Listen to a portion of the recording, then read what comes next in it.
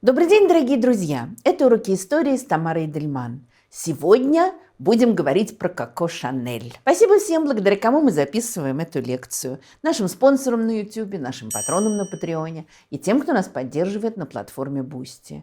И, пожалуйста, как всегда, обращаюсь к вам с традиционной просьбой. Поставьте лайк, сделайте репост, сделайте так, чтобы больше людей увидело эту лекцию.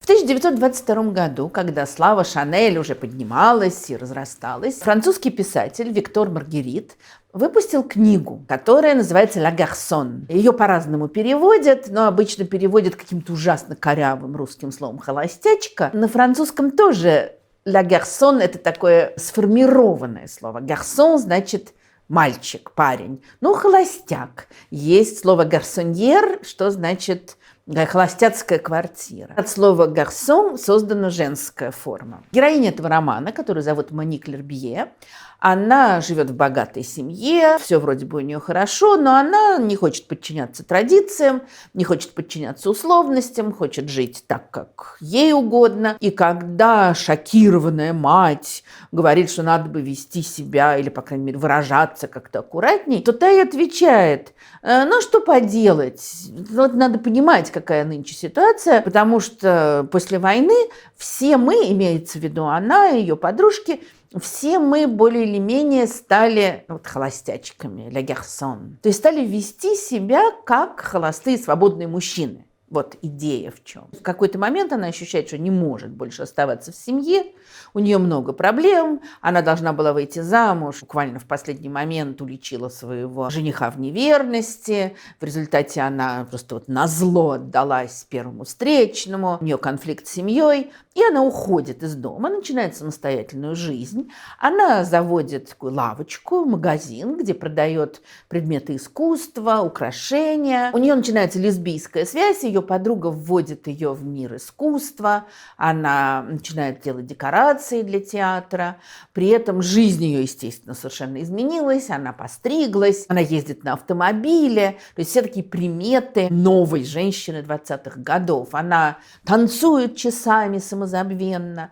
при этом у нее множество романов с мужчинами, у нее все время какая-то бурная жизнь, при этом она мечтает родить ребенка, у нее не получается. Естественно, вот эта вот какая-то бурная, светская, богемная жизнь приводит ее к наркотикам, она использует опиум, она нюхает кокаин. Такая вот какая-то безумная совершенно жизнь. Затем вроде бы как она находит настоящую любовь, как ей кажется. Этот мужчина помогает ей отказаться от наркотиков. Все вроде бы хорошо, она мечтает уже о семье. Дальше выясняется, что у него такие очень традиционные представления об отношениях между мужчинами и женщинами. Оказывается, что секс до брака возможен только для мужчин, а женщина должна сохранять невинность. Естественно, главный в семье мужчина. Ну и в результате их пара тоже распадается. Но в конце концов, после бурных, сложных перипетий, Моник находит свое счастье с другим мужчиной, более понимающим, в более равных отношениях. Ну и вроде бы как все заканчивается хорошо. Это история, которая сегодня, за исключением какого-нибудь российского начальства, мало бы кого шокировала, в 22 году вызвала скандал. Невероятный, жуткий скандал. И возмущались самые разные люди. То есть, с одной стороны, естественно, Маргерита обвиняли в том, что он написал порнографический роман, что он смакует все непристойности возможные. Ватикан внес эту книгу в список запрещенных для католиков. То есть полный ужас. С другой стороны, возмутились феминистки и стали говорить, что он связывает освобождение женщины с каким-то тоже ужасным развратом, с пьянством, с наркоманией, то есть тем самым как бы компрометирует женщин. Дело дошло до того, что его лишили членства в почетном легионе из-за этого романа. Очень мало кто его поддержал. Вот такой был жуткий скандал. Ну, естественно, что за прошедший век эта книга уже мало кого шокирует, ее несколько раз экранизировали, сериал по ней сняли. Но для 22 года эта история, конечно, очень характерна. Почему я с нее начинаю? Потому что в какой-то мере, это история Коко Шанель. Ее жизнь была совершенно другой, естественно. И, к сожалению, там не было счастливого завершения. И она была из другой семьи, из бедной, со сложным детством. И много вроде бы отличий. Но сама идея поиска женщиной освобождения, поиска какого-то нового образа жизни за счет больших затрат, дорогой ценой. Это, конечно, история Шанель. Многое из того, через что проходила героиня романа, через это проходила Габриэль тоже. Другое дело, что у Габриэль был всегда вот этот вот жесткий стержень ее работы.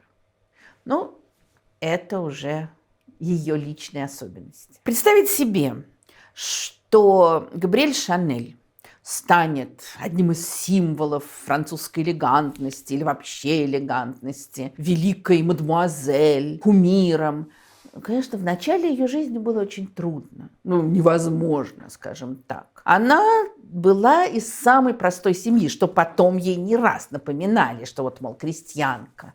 Был слух, над которым она как бы насмехалась, хотя, думаю, что он ее уязвлял, о том, что в Париж она приехала в сабо, в деревянных туфлях крестьянских. Это, конечно, было не так. Но вот ее, все, кто хотели сделать гадость, а таких было много, те вот один из щелчков, которые ей давали, это напоминали о ее крестьянском происхождении. Шанель родилась в 1883 году в городе Самёре. Ее родители уже не пахали землю и не разводили скот. Ее отец был бродячим торговцем, но корни были крестьянские, провинциальные, очень простые. И это тоже интересная очень вещь, потому что Шанель, о которой с восторгом будут говорить художники, музыканты, поэты, она вообще, конечно, была человеком плохо образованным.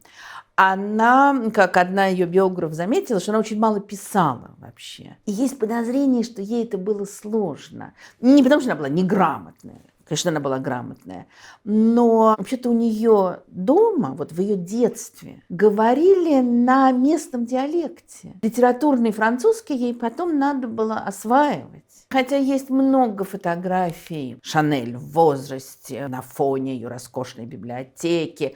Но вот смотришь на эти прекрасные тома в удивительных переплетах, и что-то возникает большое подозрение, много ли она из этих томов читала. Ясно, что сила ее была в другом совершенно. Во всяком случае, рождается девочка в бедной, очень непростой семье, потому что отец ее был гуляка, отец ее очень долго не хотел жениться на матери, изменял бесконечно, мать вынуждена была за ним ездить всюду, терпеть его измены, терпеть его исчезновения. То есть там много было больших-больших проблем. Никто не предполагал и даже не обдумывал вариант возвышения социального детей. Тут бы выжить, тут бы заработать себе на жизнь. В большой семье, где 3 дочери, 2 сына, вот как тут прожить? Конечно, это маленькая девочка, которая живет достаточно тяжелой жизнью, она понятия не имеет о том, что в эти же годы мир уже начинает меняться. И что она потом станет очень важной составляющей вот этих перемен. Уходит в прошлое, это вот строгая эпоха. Мы ее часто называем викторианской. Конечно, это понятие применимо прежде всего к Англии.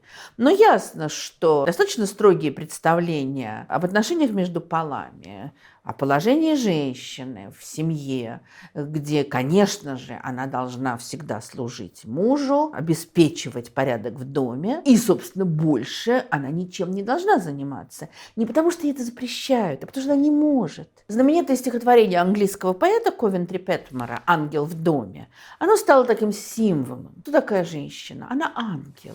Она слабая, хрупкая, ранимая. Именно поэтому она не может выходить куда-то за пределы дома, заниматься такими грубыми вещами, как бизнес, политика.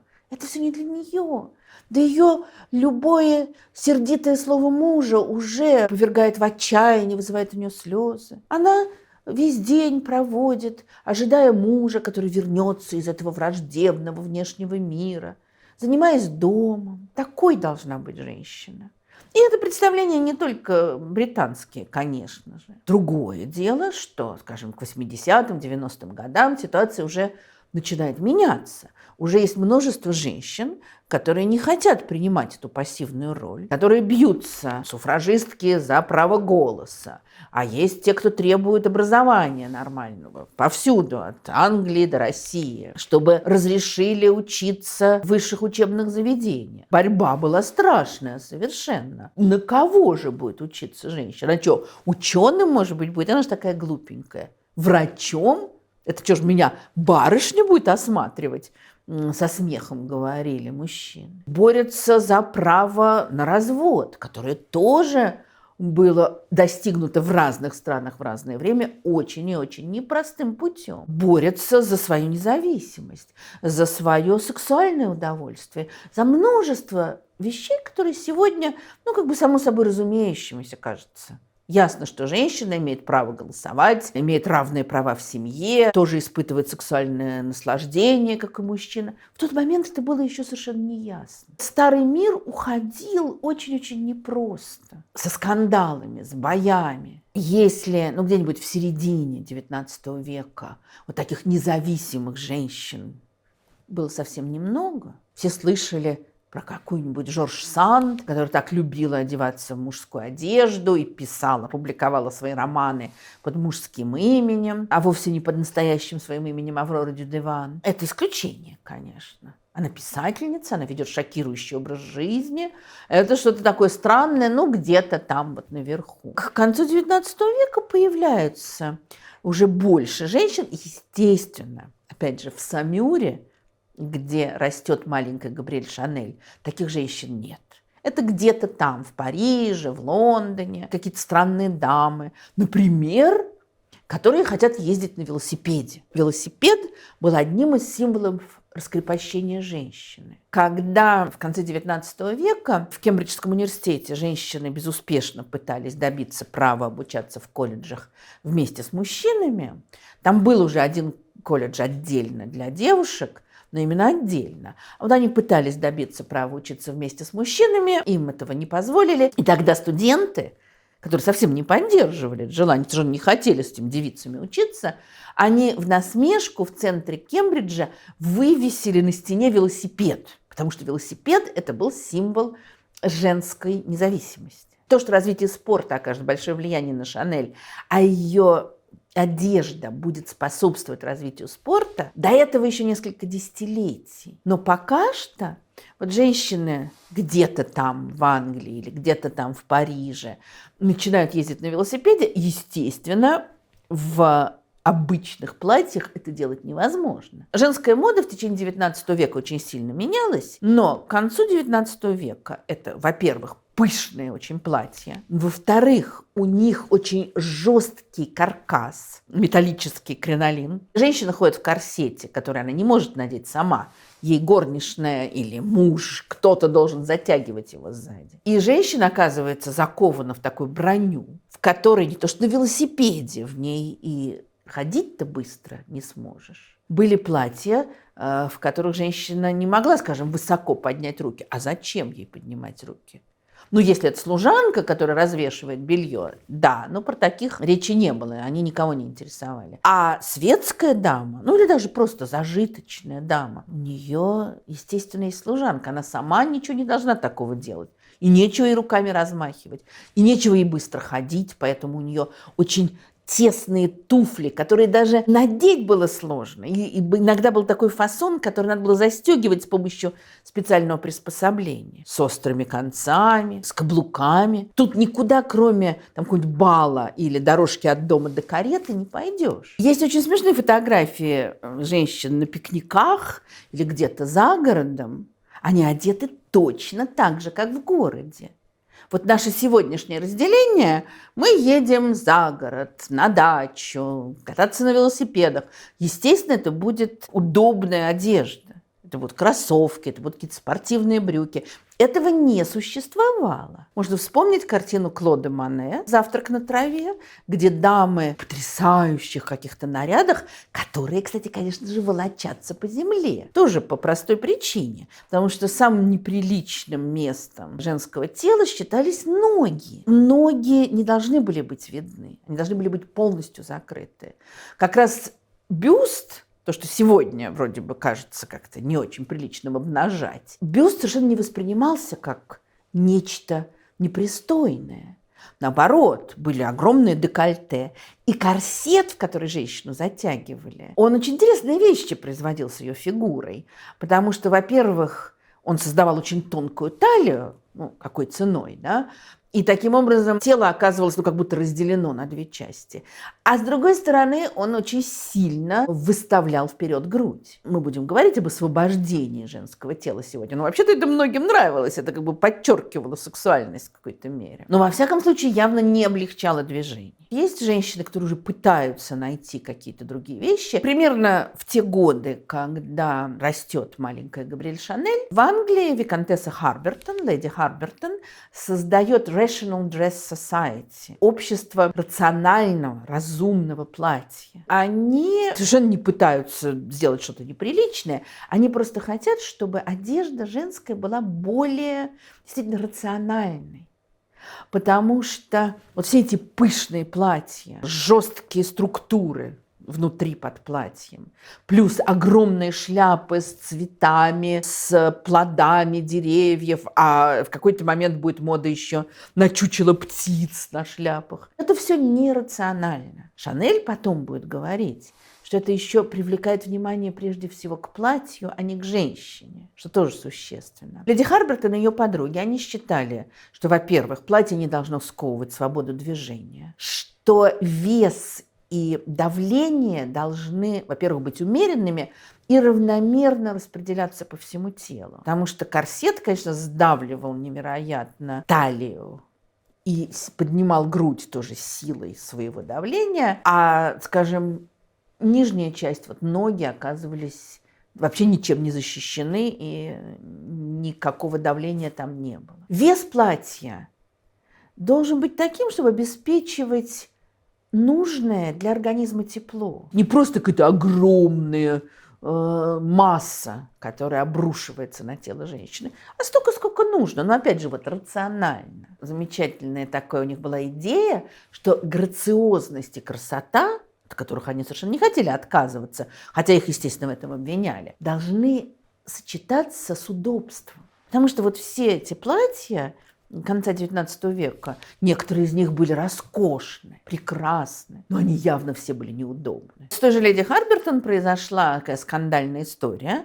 Она была, конечно же, очень увлеченной велосипедисткой, разработала такой для себя костюм. Это называлось иногда раздвоенная юбка. Сегодня мы бы сказали, что это брюки типа галифе, такие очень большие шаровары. Мысль о том, что женщина может ходить, естественно, не в обтягивающих брюках, а вот в каких-то просторных шароварах, она существовала еще с середины XIX века, тогда их называли турецкими. Турецкий костюм, но это все ассоциировалось с каким-то образом гарема. Несколько американских женщин начали еще в середине 50-х их носить, пропагандировать, и потом эта мода распространилась.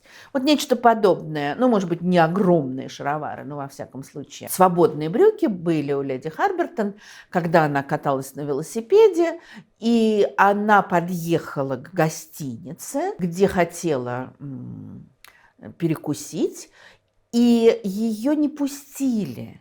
Вернее, ее не пустили в салон, где добропорядочные посетители находились, то, что ей как раз полагалось, конечно, по ее рангу, скажем так, а предложили пойти в бар, где народ попроще. Она отказалась, она подавала в суд, суд не удовлетворил эту ее жалобу, потому что ей же предлагали, но только вот не там, где она хотела.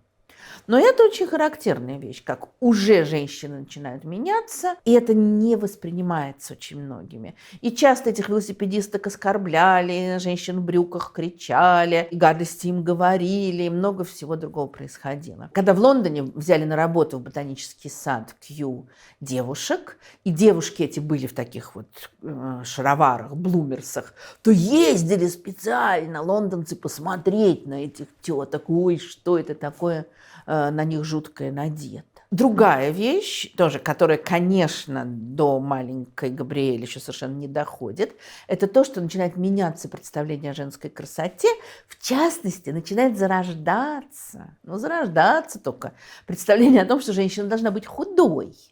Потому что в течение XIX века, конечно, преобладает тип женской красоты, не обязательно толстуха, но во всяком случае женщина крупных форм, которой хорошо видны изгибы тела. Корсет подчеркивает ее пышный, конечно же, бюст, ее обнаженные плечи, ее бедра, конечно же, круглятся. В какой-то момент делали еще турнюр сзади, такую накладочку. Женщина состоит из таких вот изгибов. Одной из первых в Австро-Венгрии, знаменитая императрица Сиси, хотела быть стройной. Ну, очевидно, у нее была анорексия, как мы сегодня понимаем, но у нее был просто вот пунктик с желанием быть худой. Она очень мало ела, она часами занималась, тем, что мы сегодня бы назвали фитнесом, потому что она хотела быть стройной.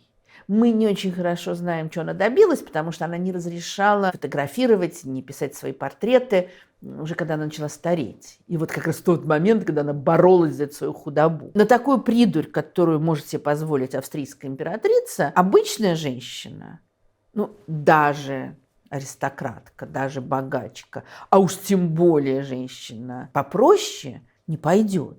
Потому что, во-первых, ее окружение это не примет, потому что у нее нет на это времени, у нее нет на это сил. Это все странные, какие-то непонятные занятия. Но вот эти все новые явления, которые потом будут невероятно важными для будущей Шанель, они уже существуют, только не в ее мире. В ее маленьком провинциальном бедном мирке, конечно, такого нет. Что там есть в ее мире, мы не очень хорошо знаем. Про это написаны книги, сняты фильмы, потому что вот это вот детство и молодость Шанель, то, как маленькая провинциальная девочка становится все более и более прекрасной женщиной, все более влиятельной женщиной. Об этом много и пишут, и снимают. Но на самом-то деле мы очень мало знаем. По одной причине. Шанель бесконечно врала. Она не скрывала сама этого в какие-то моменты тоже. Она очень много рассказывала о себе. Она вообще была невероятно говорлива. При этом были какие-то моменты в своем детстве, о которых она вообще ничего не говорила. Были другие, о которых она говорила много, но мы совершенно не понимаем, что там было на самом деле. Вот этот ее непутевый отец, пьяница, гуляка, который, конечно, довел мать до ранней смерти, потому что она работала непосильно и страдала страшно, который, в общем, бросил потом своих детей, отдал сыновей в приют, а дочек, очевидно, отдал в монастырскую школу, хотя там тоже вопросы. Непутевый отец, он в рассказах Шанель превращался в какого-то такого романтика, а иногда в очень добропорядочного торговца, благополучного. Когда-то она говорила, что он уехал в Америку и там страшно разбогател. Никуда он не уехал. Жил он во Франции, пьянствовал. Там потом сыновья пытались с ним общаться. Ничего из этого хорошего не вышло. У нее была масса фантазий, связанных с отцом. Отсюда тоже выводится огромное количество разных теорий. Все они, в общем, в основе своей опираются на один факт. После того, как мать умирает, Шанель было 12 лет. Отец везет дочек в монастырский приют и уезжает. И вот эта ситуация, когда ее бросили, считается, что это была важнейшая травма ее жизни, с которой она так и не смогла справиться. Может быть, это романтизация. Сегодня модно все выводить из детства. Но, во всяком случае, травма была. И то, как много она рассказывала фантастического про отца, и то, как дальше она какие-то невероятные накручивала истории о том, где же прошло ее детство, до сих пор историки не могут с этим разобраться. У нее была версия, что ее отдали к 2 теткам, родственницам матери, у которых она прожила много нелегких лет. Вообще таких теток не было. Потом уже она будет жить с теткой, с сестрой отца. И вроде бы как считается, что она придумала этих суровых теток и все, что связано с жизнью у них. С другой стороны, в последнее время есть предположение, что, может быть, там была какая-то тетка, и действительно она там была. Основная версия – это то, что отец отвез их в монастырскую школу, в город Абазин. Там она в этом монастыре в Абазине провела несколько лет. Отсюда тоже очень многое выводится, что, скажем, черное одеяние воспитанниц, белые воротнички – это потом те цвета, с которыми она будет все время экспериментировать. Есть даже версия, что это такая месть. Вы меня одевали в черное суровое платье, а я теперь сделаю маленькое черное платье символом элегантности. Доказательств никаких, она сама ничего такого не говорила, это все теория. Есть версия наоборот, что это такое счастливое воспоминание. Когда через много лет она построит себе роскошную виллу на берегу моря, то вроде бы как она архитектора отправляла в Абазин, чтобы он посмотрел на монастырь и воспроизвел его пространство, его прямоугольные линии. При этом, отправляя его, она сказала: вот съездите, посмотрите, это Абазин, монастырь, где я когда-то провела прекрасные каникулы. Что значит каникулы? Просто приезжала туда зачем-то. Неясно. Она никогда не признавала, что она там жила. Ну, считается, что жила. Кто-то это опровергает. То есть она накрутила вокруг своего детства и юности огромное количество разных легенд. И это, конечно, материал, наверное, для психоаналитика прежде всего. Вот почему она придумывала одно или другое. Среди многочисленных легенд была история о том, что ее отец называл ее Коко, и когда она жила вот этих придуманных теток, то одна из вещей, доставлявших ей особую боль, что ее там называли Габриэль, а она хотела, чтобы ее называли Коко. Судя по всему, это неправда. Прозвище это появилось позже. Но, опять же, проверить сложно. В 1895 году мать умирает. Скорее всего, она оказывается в монастырском приюте. Опять же, в это время уже происходят очень интересные вещи. Где-то там, в большом мире, о котором, ну что она могла узнать в своем монастыре? Естественно, ничего. А в это время начинаются интересные перемены в моде. Мода тоже реагирует вот на то, как мир меняется, естественно. В 1898 году знаменитый парижский модельер Жак Дуссе берет на работу молодого человека, которого зовут Поль Пуаре, и который сыграет очень существенную роль в истории моды, и какое-то время их будут сравнивать, Шанель и противопоставлять друг другу. Поль Пуаре с детства очень интересовался модой. Он взял куклу одной из своих сестер и из кусочков шелка делал какие-то наряды для кукол. Потом он стал рисовать уже там в очень молодом возрасте, 14-15 лет. Он делал наброски, отправлял их в разные модные дома, и как-то его заметили. И вот в 1898 году, когда Шанель еще на воспитании у монахини, ходит в строгом одеянии приютском, а Поль Пуаре уже работает сначала у Жака Дуссе и делает какие-то неожиданные накидки красные для женщин, становится довольно популярным. Но дальше он какие-то начинает непонятные вещи делать. И во всяком случае для традиционно настроенных клиенток Дуссе, а к Дуссе приходили богатые женщины, светские, с четко устоявшимися представлениями. Вот там была княгиня Борятинская, которой уже было много-много лет, и у нее, естественно, были привычки выработанные. А Пуаре сделал для нее накидку, как тогда говорили, в стиле кимоно. Она действительно в какой-то мере напоминала японское кимоно. И она якобы закричала: какой ужас! Вот у нас в России, она в России-то уже много лет не жила, когда простонародье бежит за каретой и досаждает нам, то мы их казним и тело их бросаем вот в такой мешок. Странное довольно высказывание. Как считается, по крайней мере, в пересказе Пуаре она сказала нечто в этом роде. После этого он понял, что он не может дальше работать у Дуссе, а должен открыть свой модный дом. Что он и делает в начале 20 века, в 1903 году. К этому времени Габриэль Шанель тоже немножечко меняется, ее жизнь. Она уже выросла. Дальше она в монастырской школе находиться не может. Ее отправляют в город Мулен, потому что монахини, конечно же, заботились о тех девочках, тем более бедных, которых они воспитывали. В Мулене живет ее тетка, и, очевидно, она какое-то время живет с теткой. Она учится в пансионе, тоже таком монашеском пансионе Нотр-Дам, Теперь ее обучают здесь шитью. Бедная девушка должна какое-то ремесло приобрести, какое-то умение. И оказывается, что она очень хорошо шьет. Здесь же обучается другая ее тетка, которая была ровесницей Габриэль, Адриен Шанель. Они вместе довольно ловко там учатся. После чего монахини устраивают их на работу в ателье здесь, в Мулене, и они дальше зарабатывают себе на жизнь, как-то совершенствуют свое ремесло. В этот момент те люди, которые потом сыграют огромную роль в жизни Шанель, у них совершенно другая жизнь, какие-то космосы просто разные.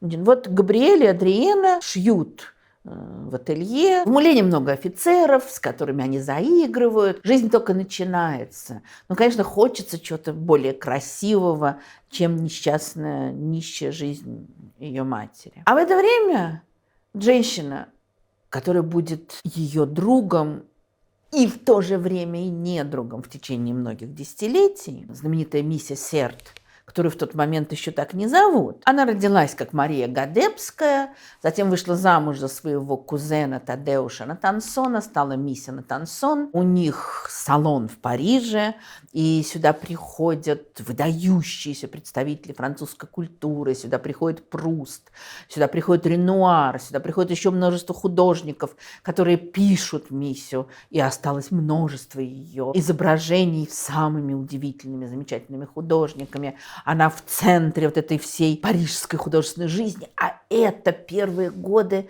20 века. Это время, когда Париж – такой центр, не знаю, нервный узел всего нового, что есть в живописи, в литературе. И все это крутится вокруг нее. Пока Габриэль штопает или выполняет какие-то указания хозяев ателье, миссия уже заводит себе очередного любовника, богатого газетного магната Эдвардса, с которого она потом выйдет замуж, бросит своего первого мужа. Она в вихре этой светской культурной жизни. Поль Пуаре набирает славу, набирает очки, и он совершает удивительные вещи. Причем интересно, что многие из этих вещей позже будут приписывать Шанель. Хотя на самом деле Пуаре сделал многое лет за 15-20 до Шанель. В частности, в 1906 году он отказался от корсета. Он стал шить свободные платья, которые его манекенщицы носили без корсета. Мало того, это были платья, во многом рассчитанные на худых женщин.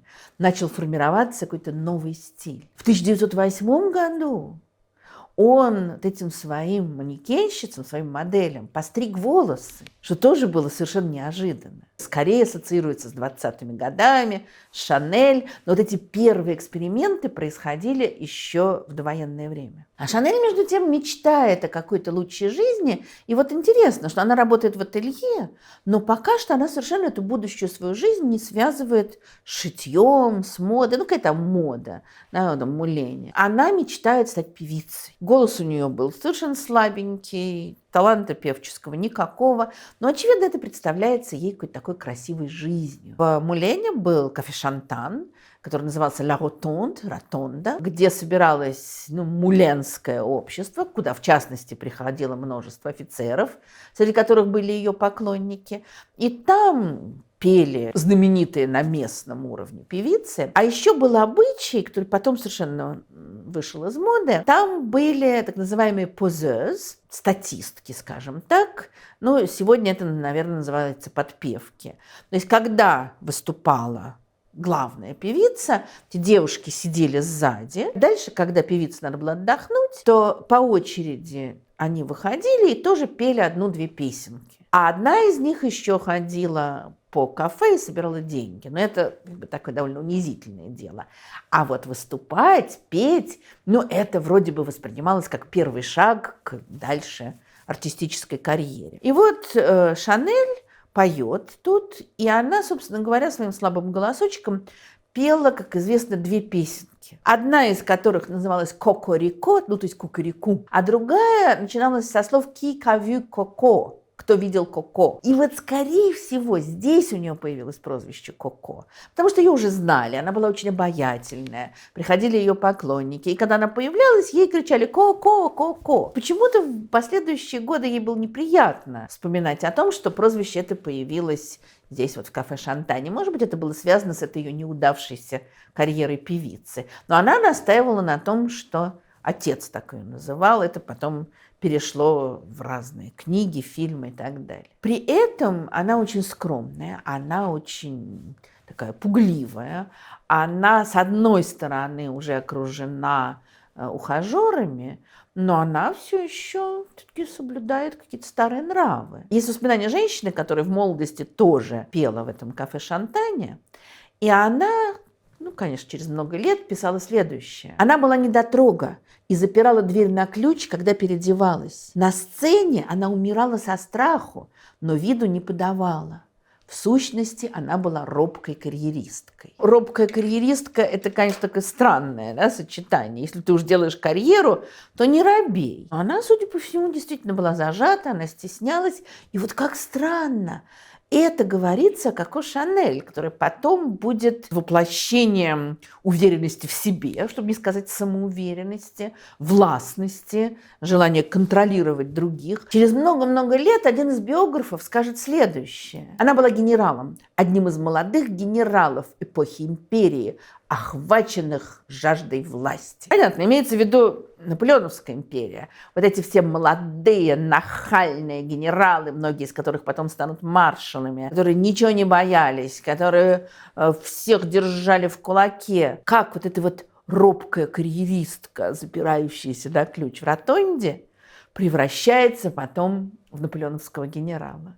Это интересная эволюция. А между тем, вот в том большом мире много чего меняется. В Англии суфражистки бьются за право голоса для женщин, приковывают себя к перилам парламента, устраивают демонстрации. Обсуждают это в Мулене? Что-то сильно сомневаюсь. В Париже расцветает новая культура. 908 год, начинаются русские балеты Дягилева, которые потрясают всех совершенно новой музыкой, буйством красок. Не забудем, что балеты Дягилева оформляли гениальные художники. Каждый занавес для балета, созданный, скажем, Бакстом или другими художниками, это было произведение искусства. Костюмы, невероятные позы. Это все переворачивает просто Париж. Доходили ли сведения об этом до Мулена? Может быть, где-то там в газете писали. Обсуждали ли это посетители Ла Ротонде? Что-то сильно сомневаюсь. В 1907 году Пикассо пишет своих знаменитых авиньонских девиц. Начинается эпоха кубизма, который, конечно, в Париже вызывают возмущение, восхищение, скандалы. Это где-то по-прежнему другая вселенная, не касающаяся Шанель. Хотя потом она будет сотрудничать с Пикассо, они будут вместе работать над разными проектами, в частности, у того же Дягилева. Они много дадут друг другу. Вот их представления о картине и о костюме будут обогащать друг друга. В прошлом году в Мадриде была выставка Шанель и Пикассо, такое неожиданное объединение вроде бы совершенно разных людей, которое показало, как много у них было общего, помимо просто общей светской жизни. В 1909 году первая публикация пока никому неизвестного поэта Жана Кокто. Шанель в течение нескольких десятилетий будет дружить с ним, говорить гадости о нем, делать костюмы для его пьес, принимать его у себя дома. Пока, конечно, это имя ничего ей не говорит.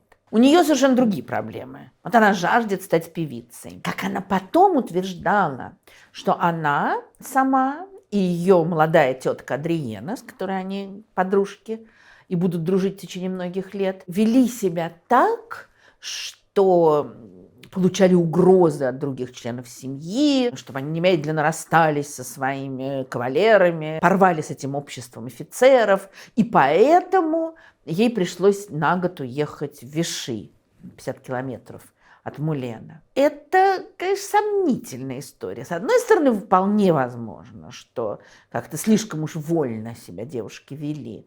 С другой стороны, полна история их предков незаконными детьми, изменами, отказами жениться на девушках, которых брюхатели и много-много всего другого. Непонятно. В всяком случае, она перебирается в Виши, и многие офицеры тоже ездят туда. Виши – это курорт. Здесь, конечно же, множество развлечений, здесь много мест, где поют и танцуют. Она как-то пытается куда-то пристроиться. В общем, никому она особенно не нужна. Хотя она берет уроки музыки, она старается. Получается очень плохо. И зарабатывает она здесь тем, что разливает воду, потому что сюда приезжают на воды. Мечтает о чем-то другом, но ничего не получается. Сезон заканчивается, ей приходится вернуться в Мулен. Тем временем Поль Пуаре в 1909 году получает приглашение от жены британского премьер-министра. Он приезжает в Лондон, и на Даунинг-стрит, дом 10, в резиденции премьера, он устраивает показ своих платьев. Насколько эти новые, вроде бы шокирующие тенденции оказываются интересны и популярны. Коко снова должна вернуться в Ротонду. Ничего особенного не происходит в ее жизни. На самом деле происходит, только это какой-то совершенно другой путь. По-прежнему она в каком-то другом мире находится. У нее много ухажеров, она обаятельна очень. И среди них выделяется человек, которого зовут Этьен Бальсан, богатый офицер. Что важно, человек независимый, потому что его родители уже умерли. Они не могут призвать его к порядку.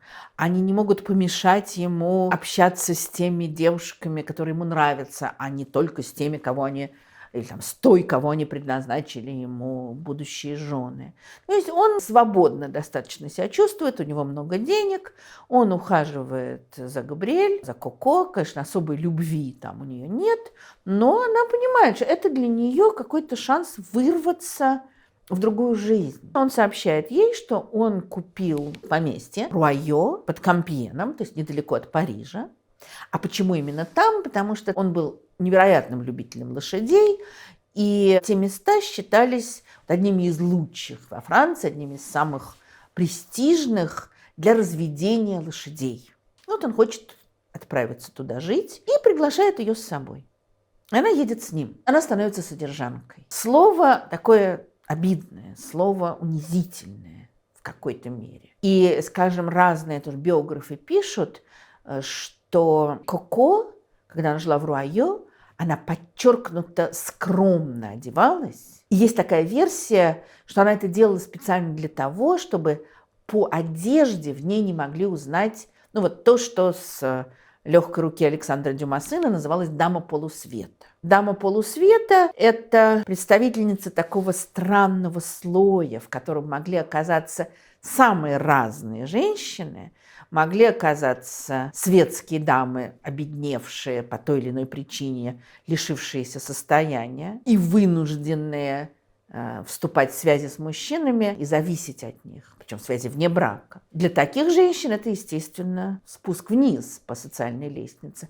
А могли быть какие-то бедные горожанки, крестьянки, даже хорошенькие, вот какие-то модисточки вроде Коко Шанель, которые оказывались чуть-чуть повыше на социальной лестнице. Для них это шаг наверх. Это приобретение определенного положения, это улучшение имущественного состояния. А вдруг потом женится или, по крайней мере, обеспечит ее. То есть это какие-то шансы на что-то. Обычный облик такой дамы полусвета, тем более уж в Париже или рядом с ним, это, конечно, женщина очень роскошно одетая. Это женщина, привлекающая к себе внимание своей роскошью, потому что ее задача привлекать к себе внимание. И у нее, конечно, будет огромная шляпа с перьями, с птицами, с множеством украшений. У нее, конечно, будет роскошное, пышное платье. Она будет всячески подражать светским дамам. Потом Шанель говорила, что светские дамы все были грязные, они никогда не мылись.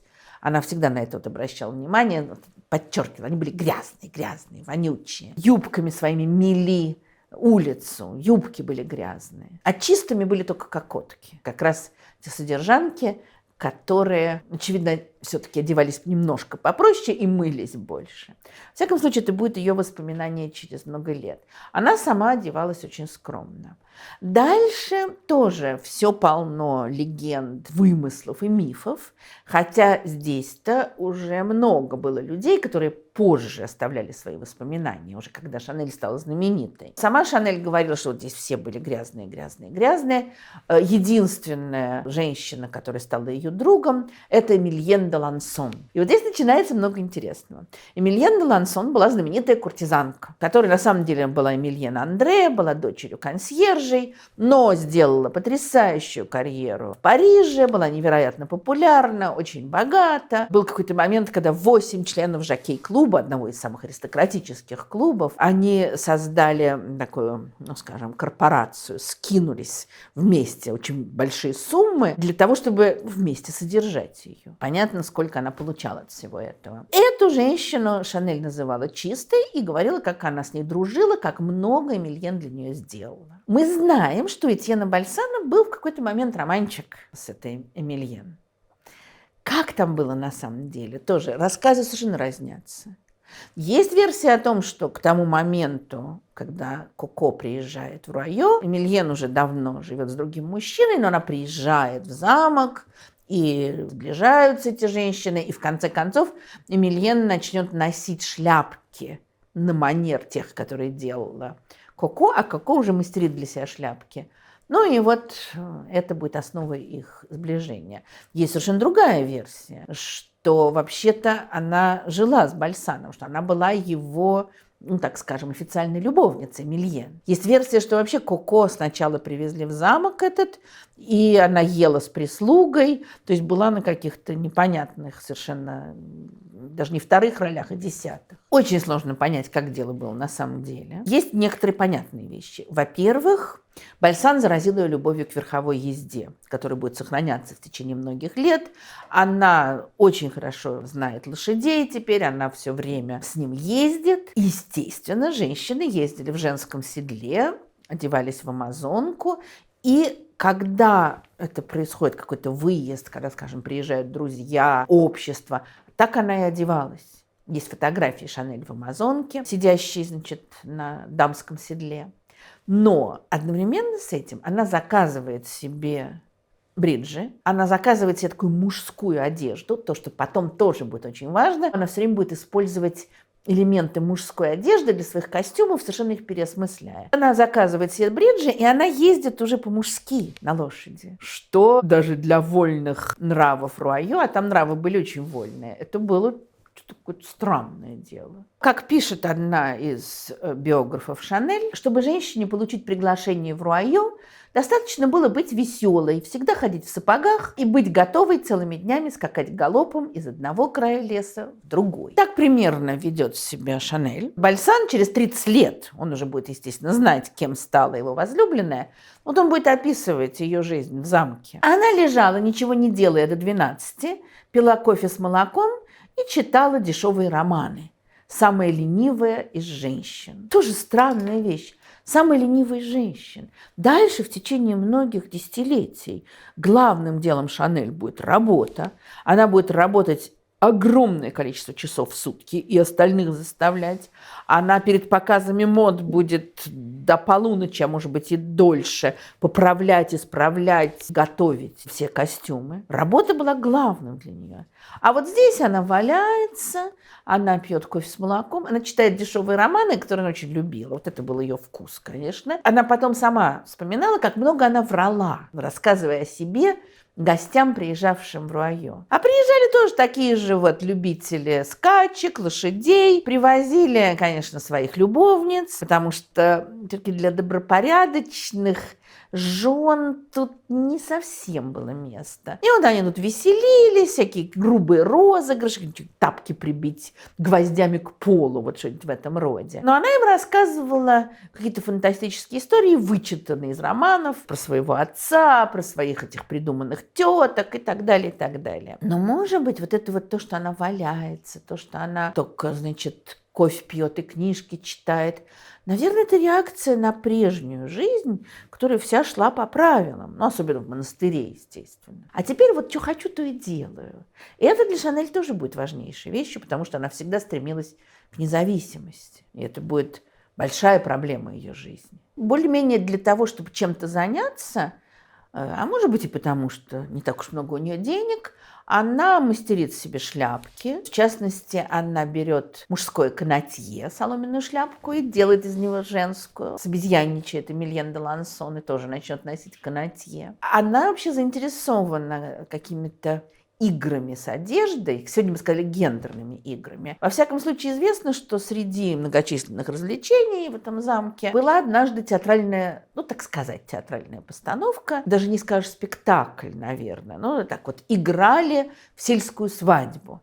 И разные люди здесь бывшие изображали разных персонажей. Там, жениха, невесту, подружку невесты, друга жениха и так далее, и так далее. Там много было ролей, и во многих случаях мужчины изображали женщин, женщины изображали мужчин. Коко играла друга жениха. И она как раз костюмы готовила для этого. Эта идея, что можно женщину переодеть мужчиной, мужчину переодеть женщиной, она была ей уже очень интересна. Можно это объяснять совершенно по-разному. Шанель была бисексуальна, и дальше с годами это вот будет все виднее.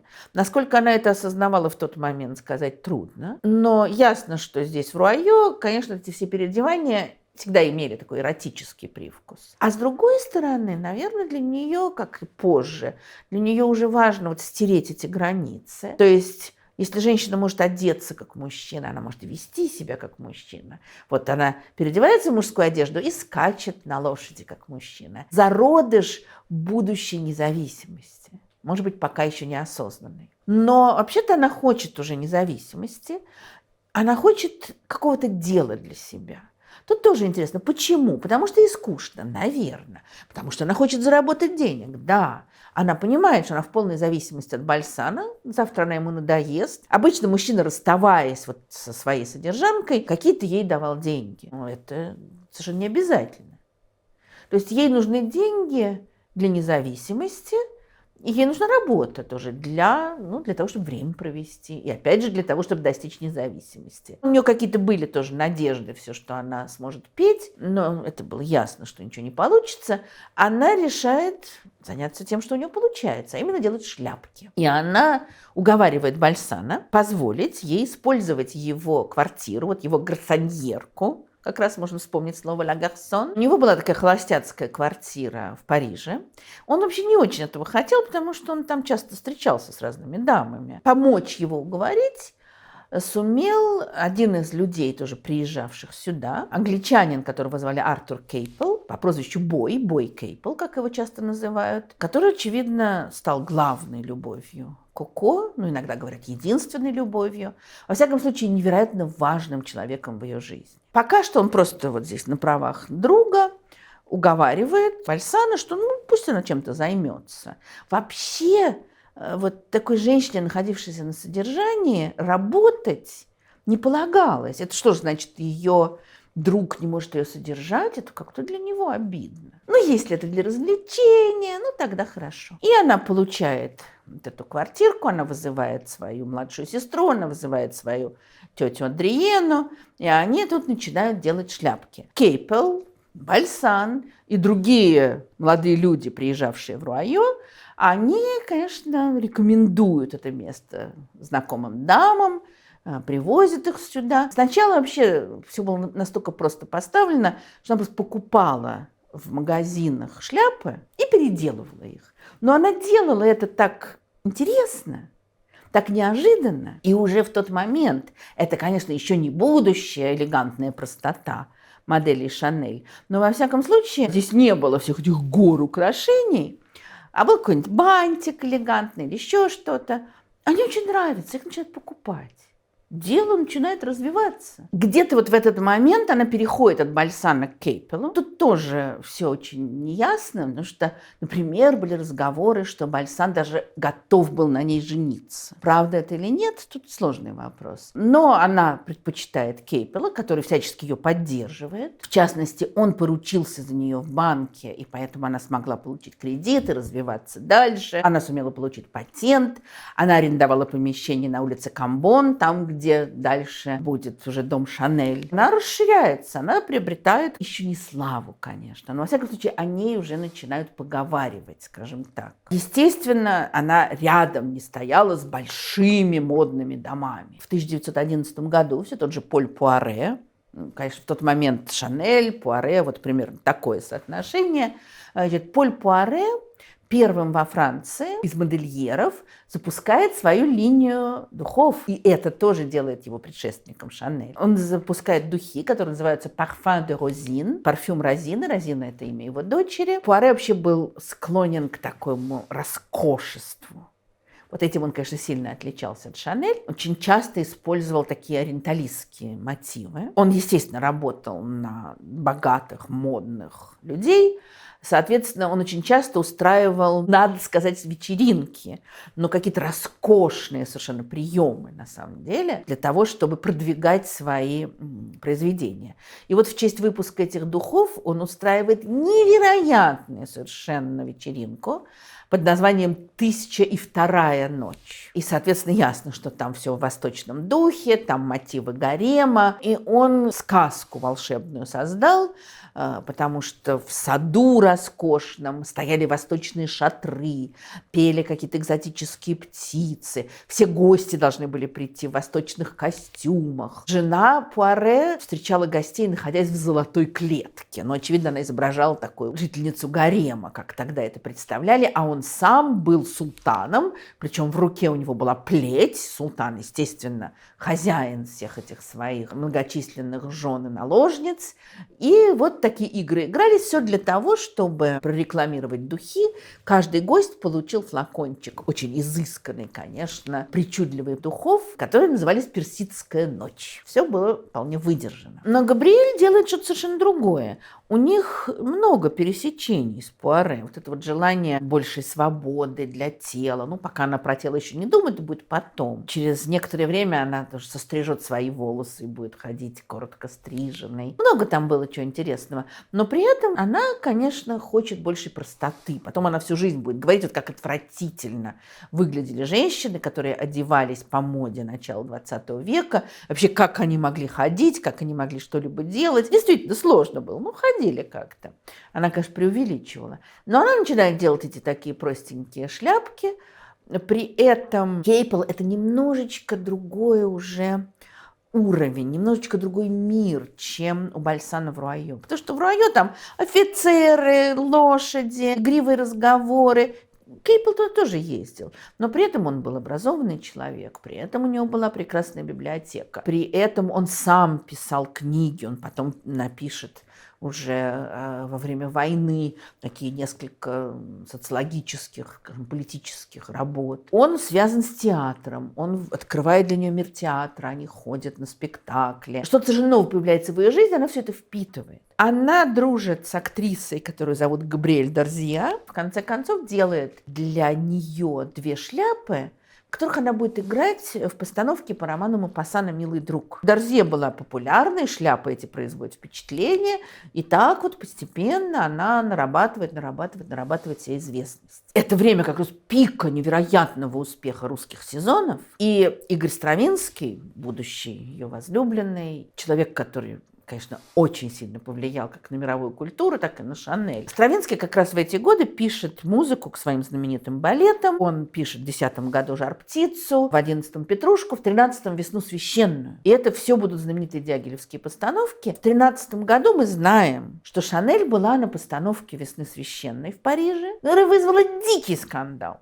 потому что была совершенно непривычная музыка, была совершенно непривычная постановка. Был какой-то дикий сюжет, ну, если это вообще можно назвать сюжетом, историю в этом балете, которая вся, собственно, сводится к тому, что происходят какие-то языческие обряды, и в центре всего этого обряд жертвоприношения девушки, которая доводит себя до смерти танцем диким. И там одна часть публики свистела, кричала, топала ногами, другая бешено аплодировала. Люди дрались в партере, кто-то кого-то вызвал на дуэль, крики, вопли. Шанель это видела. И, конечно, она была никто в этот момент. Просто вот возлюбленная Боя Кейпела, модистка, шляпки делающая. Конечно, воздействие весны священной с ее дикой музыкой, с ее ритмами, с ее странными плясками, оно, конечно, всегда было ошеломляюще. И на нее это тоже все производит впечатление. И она живет в меняющемся мире. Она живет в мире, где создается самое передовое искусство, где Пикассо и Брак пишут свои картины, где еще множество художников, где поэты, где вот эта странная музыка. Это не значит, что вот она посмотрела там на кубистскую картину и стала что-то делать. Но просто это ритмы, образы меняющегося мира, частью которого является Коко Шанель. С одной стороны, дело в том, что она по-прежнему мечтает об артистической карьере. Теперь она уже поняла, что петь она не сможет. Ну, может быть, она сможет танцевать, или, может быть, она сможет стать артисткой, вот погрузиться в этот удивительный мир. Она начинает искать что-то новое. А с другой стороны, это новое, это же еще поиск новых движений, нового отношения к телу. В этот момент очень модна ритмика. То есть не классический балет, а вот какие-то движения красивые, свободные, новые движения под музыку. В этот момент в Париже живет Айседора Дункан. Для нас Айседора Дункан ассоциируется прежде всего с ее скоротечным браком с Сергеем Есениным уже в 20-е годы. Но для людей того времени потом скорее Есенин будет мужем Айседоры Дункан. Она, конечно, была мировой знаменитостью. Что она такое сделала? В какой-то мере пыталась сделать в танце. Сегодня по-разному очень оценивают Дункан. Речь не идет о качестве ее танцев, речь идет о новых идеях, которые она принесла. Она пыталась сделать в танце то, что потом Шанель будет пытаться сделать в одежде. Она хотела противопоставить традиционному балету, а мы все представляем себе, что такое традиционный балет. Это очень сложные правила, это сложные, продуманные очень четко движения, жесткий костюм, это балетные туфельки, в которых ноги натираются до крови. Вот она всему этому хотела противопоставить естественное, натуральное, свободное движение. Может быть, все дело было в том, что она не училась никогда классическому балету, а в молодости еще там подрабатывала тем, что учила детей. Она сама была подростком, она детей учила танцу, естественно, учила каким-то просто свободным движением. Но вот приехав из Америки в Европу, она жила сначала в Лондоне, и, конечно же, она видела в Британском музее греческие вазы, изображения греческие, барельефы, там, фризы Парфенона. И она пыталась как-то вот что-то в этом духе отражать в своих, даже не скажешь сегодня, танцах, да, в своих этих ритмических движениях. Потом она переезжает в Париж, и здесь тоже находит в Лувр. Она видит греческую коллекцию в Лувре. И все это она пытается не воспроизводить, но использовать, скажем так. Вот это, с одной стороны, какие-то греческие движения. Если посмотреть на все эти ее свободные одеяния, то ясно, что же она как бы воспроизводила такую стилизованную Грецию. Одновременно с этим она приехала из Америки, где уже моден спорт, где модна легкая атлетика. И вот это тоже использует.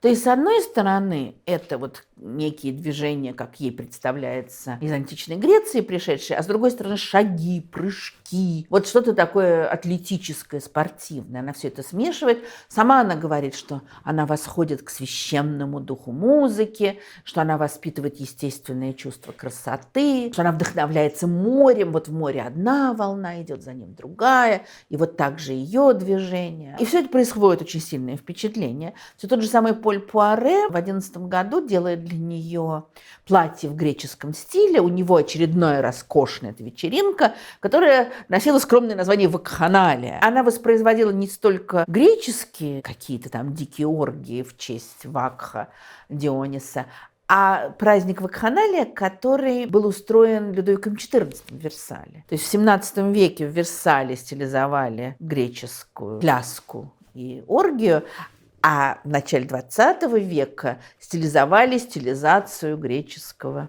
танца. Дункан в этом самом греческом платье, сделанном для нее Пуаре, танцевала на столах, тоже изображая, значит, что-то такое как бы древнегреческое. И она, конечно, была звездой, и она была носительницей нового, и Шанель идет к ней, и ей там очень не нравится. Она потом говорила, что Дункан всегда была пьяная или выпившая, и непонятно, что делала. Ну, в общем, что-то не получилось. Но сама идея этого свободного танца ей очень нравится.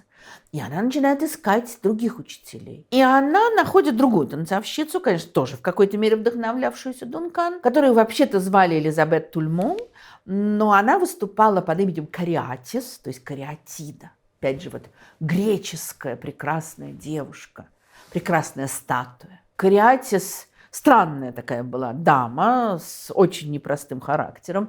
Можно сказать, что через много лет, во время Второй мировой войны, она донесла в гестапо на ближайшего друга своего мужа. И только то, что муж успел предупредить друга, спасло ему жизнь. Такая была милая тетенька, но очень тоже популярная танцовщица.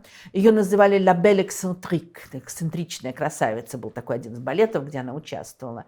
И у нее тоже неожиданные движения, свободные жесты. То есть это не классический балет. И Шанель, бедняжка, ходит туда очень долго. При этом она ходит чуть ли не каждый день. Она старательно занимается. У нее ничего не получается. То есть выясняется, что танцовщица она тоже не может стать. Речи нет о балете классическом, а вот такой вот танцовщицей, которая просто некие свободные движения под музыку совершает, вот у нее не получается. Тоже интересно, потому что она очень элегантная была женщина.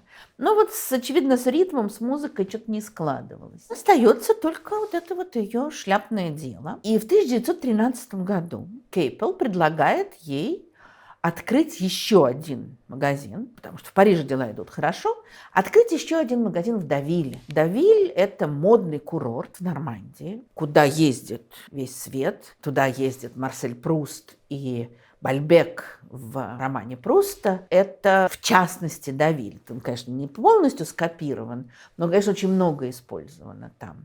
Вот это вот место, куда приезжают парижские дамы, где идет тоже светская жизнь, где все прогуливаются по чудесной набережной. Конечно, практически никто не купается. Во-первых, там достаточно холодный океан, но дело не в этом. А купают вот дети с гувернантками, играют на пляже, они, может быть, там забегают в воду. А вообще купаться, во-первых, а в чем купаться?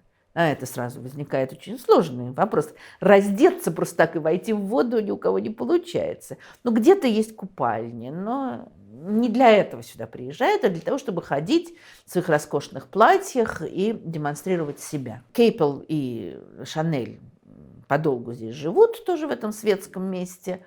И она устраивает здесь магазинчик, который очень хорошо сразу идет, сюда многие приходят. Это вот такая неожиданная простота ее вещей очень всех привлекает. При этом она уже тогда умела хорошо пиариться. Значит, вот здесь ее сестра Антуанетта, ее тетка Адриена, и она выдает им сделанные ей шляпки и отправляет просто прогуливаться по набережной. То есть такая бесплатная реклама. Все говорят, а что это за шляпки?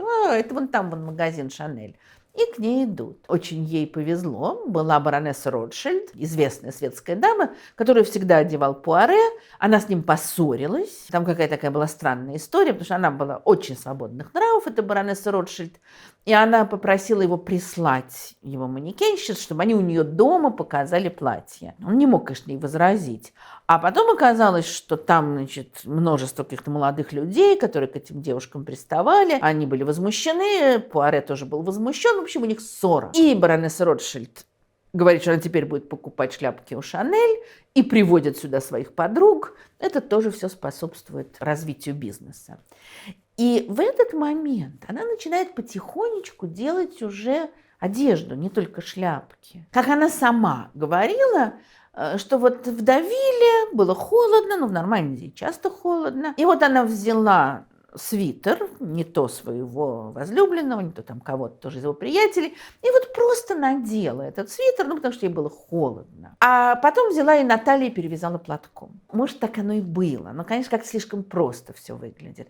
Но, во всяком случае, вот в этот момент она уже начинает совершать совершенно революционные вещи. Она начинает использовать материал, который считался, ну, абсолютно неподходящим для одежды. Это джерси, трикотаж, попросту говоря. Трикотаж, который тогда воспринимали только как дешевый материал для дешевого нижнего белья. Вот даже не для кого из этих светских дам, а, конечно, для людей попроще, в основном для мужчин. А она у некого поставщика этого трикотажа заказывает очень большую партию джерси. Он не хотел ей продавать, говорит, вам зачем это, дамочка, вы чё? Она купила. Потом, когда она увидела, как хорошо покупаются вот эти вот ее изделия трикотажные, она попросила у него еще. И он очень долго тоже упирался, потому что говорил, что я вот сейчас все это закажу, буду делать, а потом никто вас не купит, и вы мне ничего не заплатите. Но она его все-таки убедила. И другая вещь тоже, которая начинается в это время, что вот она, говорит, она платком перевязала талию. Она отказывается вот от этого жесткой талии, которую всегда подчеркивал и корсет, и даже без корсета, в общем, платье тогдашние подчеркивали. А если это мягкий трикотажный свитер, который просто так легко перевязан платком, ну или потом поясом каким-то легким, вот не затянутым, который спускается ниже, талия спускается ниже, силуэт совершенно меняется.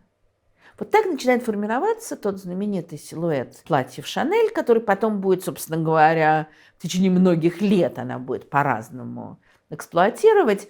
То есть это свободное платье, которое не подчеркивает ни талию, ни бедра, ни грудь. И дает возможность телу свободно существовать. Это, конечно, было начало невероятной революции. Но только здесь в Девилле начинает у нее все разворачиваться. Вот сезон 13 года, сезон 14 года. И начинается Первая мировая война. И вроде бы понятно, что во время войны как не до высокой моды. Ну, она еще пока не делает высокую моду, но, во всяком случае, не до того, чтобы роскошествовать. И многие очень модные магазины закрывались. Но Артур Кейпел, который сам был очень удачливым бизнесменом и занимался поставками угля во все большем и большем и большем масштабе во Францию, он ей говорит, не закрывай. И она осталась в Девилле, и ее магазинчик работал. Один из немногих модных магазинов, которые там сохранились. Происходит следующее. Немцы наступают. Август-сентябрь 2014 года существует угроза того, что немцы захватят Париж. И множество женщин уезжает из Парижа, ну, в частности, в Девиль. И Девиль оказывается переполнен. То есть, как ни странно, там, пусть в таком искаженном виде, но продолжается сезон. Это первое. И они приходят, магазины почти не работают. Вот Шанель работает. Другая вещь. Все-таки идет война. И, соответственно, наряжаться в какие-то такие изысканные, перегруженные украшениями платья как не очень ловко. А Шанель предлагает простые вещи. И это тоже всем нравится. В этот момент произошел перелом в карьере Пуаре, потому что его призвали в армию. Он не сидел в окопах, он был в интендантских войсках, он шил форму. Но, в общем, ему было больше не до моды. К тому же, опять же, вот эти все золотые клетки, все эти восточные мотивы, это теперь уже совершенно не смотрелось. И, в общем, с этого момента у него все пойдет под откос. Он полностью прогорит к концу 20-х годов. Уже он будет все хуже, хуже, хуже, хуже, а в 30-е он будет просто бедствовать. А Шанель, наоборот, начинает идти вверх. Эти вот ее простые вещи, они идут в ногу со временем. И настолько в ногу со временем, что в 2015 году, хотя, казалось бы, уж совсем не до того, чтобы развивать бизнес, если только твой бизнес не работает на армию, Кейпел приезжает на какое-то время в отпуск, они едут в Биарриц, другой курорт. И там еще открывают бизнес. И там тоже это становится невероятно популярно. В частности, потому что Биарриц был рядом с испанской границей. А Испания это не воевала. И испанский двор, и просто испанские дамы многочисленные сюда приезжают и заказывают, и все развивается. Эдмон де Шарль Ру, знаменитый биограф Шанель, пишет: «Война приблизила женщин к тому, что всегда было для них запретно к свободе. Это касается не только Шанель, это касается очень многих женщин. Во-первых, просто мужчины ушли на фронт, кто-то должен работать. И множество женщин из тех слоев общества, где раньше считалось, что вообще-то женщина, может быть, может там что-то нарисовать, написать, но работать как? Они идут работать. Они идут работать медсестрами, они занимают самые разные освободившиеся рабочие места, и это совершенно меняет их жизнь. Ну и война, в принципе, перемешивает все сословия, происходит встреча тех людей, которые никогда бы не встретились в мирной жизни, соответственно, рушатся условности, соответственно, с подозрением смотрят на традиции. И это очень сильно способствует раскрепощению вообще и раскрепощению женщины в частности. Эти ее трикотажные платья, этот свободный покрой, это заниженная талия, и, кстати, укороченные юбки. Мы сразу предполагаем что-то вроде мини-юбки. В 60-е годы Шанель будет в такой ярости от мини-юбок, будет такие гадости говорить про Мэри Куант и вот всю эту культуру мини-юбок. Но это уже будет старая Шанель, совсем другое. То, что она укоротила, она чуть-чуть подняла уровень подола, и стали лодыжки видны. Это уже было революционно совершенно. Она создает платья, в которых легче ходить. Конечно, ориентируется на молодых. И интересно, что она, как и Пуаре, ориентируется на более худощавую, более стройную фигуру, что тоже постепенно становится все более модным. Пуаре был в ярости и говорил, что платья Шанель рассчитаны на маленьких голодных телеграфисток, то есть вот исхудавших. Понятно, что не на таких вот дам светских, у которых множество изгибов в теле. Но что бы он ни говорил, этого покупают все больше и больше. Когда война заканчивается, скажем, в 1918 году, на нее уже работает 300 человек. Это все невероятно модно. Стиль начинает меняться. Жизнь совершенно изменилась. Ясно, что очень много из того, чем прославилась Шанель, делали до нее. До нее пытались использовать брюки в тех или иных формах и вообще какие-то варианты мужского костюма предложить для женского. До нее уже стригли волосы, до нее уже пытались сделать что-то более свободное, во всяком случае без корсета. Во-первых, она пошла дальше, но не слишком далеко. Она почувствовала, очевидно, вот эту потребность новую. Или эту потребность почувствовали женщины и нашли в Шанель. Про свободную более одежду думали многие. А вот то, что простота может быть элегантной, как потом тоже говорили, что это мода нищих, что она заставляет богатых женщин одеваться как бедные, что это якобы там ее какая-то месть светскому обществу. Может быть и так. Но главное, вот война это вот преклонение перед излишеством, перед роскошью уничтожила. Возник другой мир. У Шанель до какого-то момента все идет замечательно, хотя здесь происходит страшная ее личная трагедия, потому что Артур Кейпл, который действительно был невероятно важен для нее и которого она очень сильно любила и, конечно, рассчитывала на то, что он на ней женится, он тоже хочет больше респектабельности. У него, несмотря на все его богатство, на его огромные связи, на его обаяние, у него какое-то не совсем понятное происхождение. Не исключено, что он был незаконный ребенок, не исключено, что там была еврейская кровь. То есть там как-то вот не очень все ясно. Он хочет очень добропорядочной жены, которая бы укрепила его положение в высшем обществе. И в 18 году он женится на английской аристократке, что, конечно, было страшным ударом для Шанель. Хотя очень быстро их отношения восстанавливаются. То есть он женился, но он продолжает приезжать к Шанель, очевидно, их роман продолжается. Но самый страшный удар произойдет в 19 году, когда он погибнет в автокатастрофе. Совершенно душераздирающее описание того, как один из его друзей приехал в дом Шанель, а ей, естественно, пришлось съехать с квартиры Кейпела, и она уже живет отдельно. И он приезжает к ней и будет ее слугу, который долго не хочет будить ее, но в конце концов она выходит, он начинает что-то говорить. Бой тяжело ранен, а слуга его останавливает и говорит: не надо, мсье, мадемуазель все поняла. И она действительно все поняла. И дальше думали, что она поедет на его похороны, но она уже не успевает туда, и она просит отвезти ее на то место, где он разбился, и по рассказам шофера, который ее туда доставил, что она несколько часов просидела на этом месте, рыдая. Она находится просто вот в ужасающем состоянии. У нее ощущение, что ее мир рухнул. Очень характерна ее реакция. То есть мы не знаем, что там происходило внутри, в ее душе. Понятно, что ей было очень плохо, очень тяжело, и очень долго ей будет тяжело. Есть версия, что она за всю свою жизнь так и не оправилась от этой потери. Но внешне это тоже это реакция модельера. Она приказывает стены в ее спальне все обтянуть черной тканью. То есть вот она хочет жить в вечном трауре. Но выдержала недолго.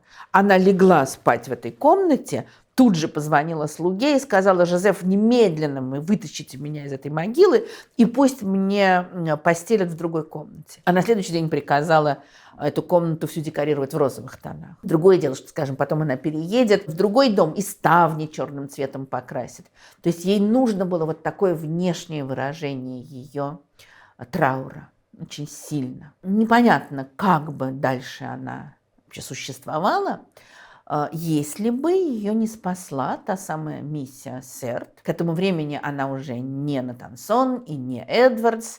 У нее очередной муж, такой очень яркий каталонский художник, Жозеп по-каталонски, Хосе Мария Сэрт. И они уже несколько лет знакомы с Шанель. И миссия вообще была женщиной недоброй. Литератор Поль Маран, который много общался с Шанель, потом написал ее биографию, о миссии Сэрт он написал следующее. «Красивая пантера, властная, кровожадная, несерьезная». Миссия действительно была и злая, и кровожадная, и несерьезная, и что угодно.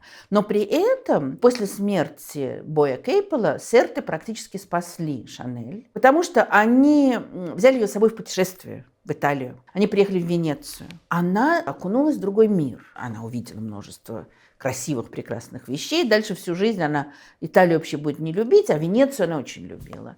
Но дело даже не в этом, а в том, что Сэрты были погружены в культуру, в мир живописи, литературы, театра. Через них она по-настоящему погрузилась в вот этот мир самого актуального в тот момент искусства, а одновременно в мир культуры, а одновременно в светскую жизнь. Через много лет Эдмон де Шарль-Ру так с некоторой, как мне кажется, иронией, доходящей до ехидства, писала следующее. Шанель никогда не признавала, что ее искусство жить было основано на рецептах, заимствованных у Сэрт. Ну, имеется в виду миссия, конечно, прежде всего. То, с какой злостью она это отрицала, всегда выдавала ее. У Коко с миссией очень тоже были сложные отношения. Иногда они были невероятно близки, потом они говорили друг о друге гадости, потом они расходились, потом они сходились снова. В конце концов, когда уже старая миссия, брошенная ее мужем, безумная наркоманка, умрет, то Шанель омоет ее тело и создаст такую вот невероятную красоту ее похорон. Во все белое ее облачит и проститься со своей подругой. Но до этого далеко. Пока что они путешествуют. Естественно, платит Шанель, у которой уже много денег. Она вообще любила за всех платить. Можно сказать, что она была очень щедрой, хотя были люди, которые говорили, что это был ее способ держать всех под контролем. В данном случае просто у нее денег было больше. Она потом вспоминала про это путешествие следующим образом. Сэрты вели безумный образ жизни. Ложились на рассвете, прежде чем снова отправиться в путь. Они никогда не мылись. Вот для нее чистота это всегда было очень важно. В нашей маленькой компании я единственная принимала ванну по вечерам, чтобы утром уехать чистой. Но с ними всегда было интересно и приятно. Мы ходили по музеям. Если бы не Сэрты, я бы так и умерла дурой. Что касается дуры, то вряд ли она уж, конечно, была не дурой. Но то, что Сэрты открыли для нее по-настоящему мир культуры, вот в который Кейпел, наверное, приоткрыл дорогу, а они по-настоящему открыли. Это было очень существенно. Что-то я сильно сомневаюсь, чтобы Шанель по-настоящему могла понять и погрузиться в мировую культуру. но с ее восприимчивостью она очень много чувствовала. И, соответственно, дальше она очень много реагировала. И в этом же путешествии произошел такой перелом, когда она в Падуе пошла к гробнице святого Антония, хотя, в общем, как-то совершенно не собиралась молиться, и никакой особой религиозности у нее не было. Ощущала она себя вот совершенно мертвой, погибшей среди руин своей жизни. И там, как она потом вспоминала, она увидела человека, молившегося, с выражением такого горя на лице, что тут она почувствовала, что есть люди, которым хуже, и можно жить дальше, что не так страшно ее несчастье по сравнению с тем, что очевидно произошло с этим человеком, хотя она не знала, что. И она вернулась в отель, она впервые сытно поела, она продолжала горевать, но жизнь шла своим чередом. Ее жизнь будет строиться на пересечении таких интересных кругов. То есть, с одной стороны, она, конечно, осознанно работает на элиту, она делает свои простые вещи для богатых женщин. И это ясно. И она зарабатывает огромное количество денег. И она вращается в очень богатых кругах. Вот эта вот, значит, девочка из провинции, бывшая содержанка, она получает огромное количество аристократических знакомств.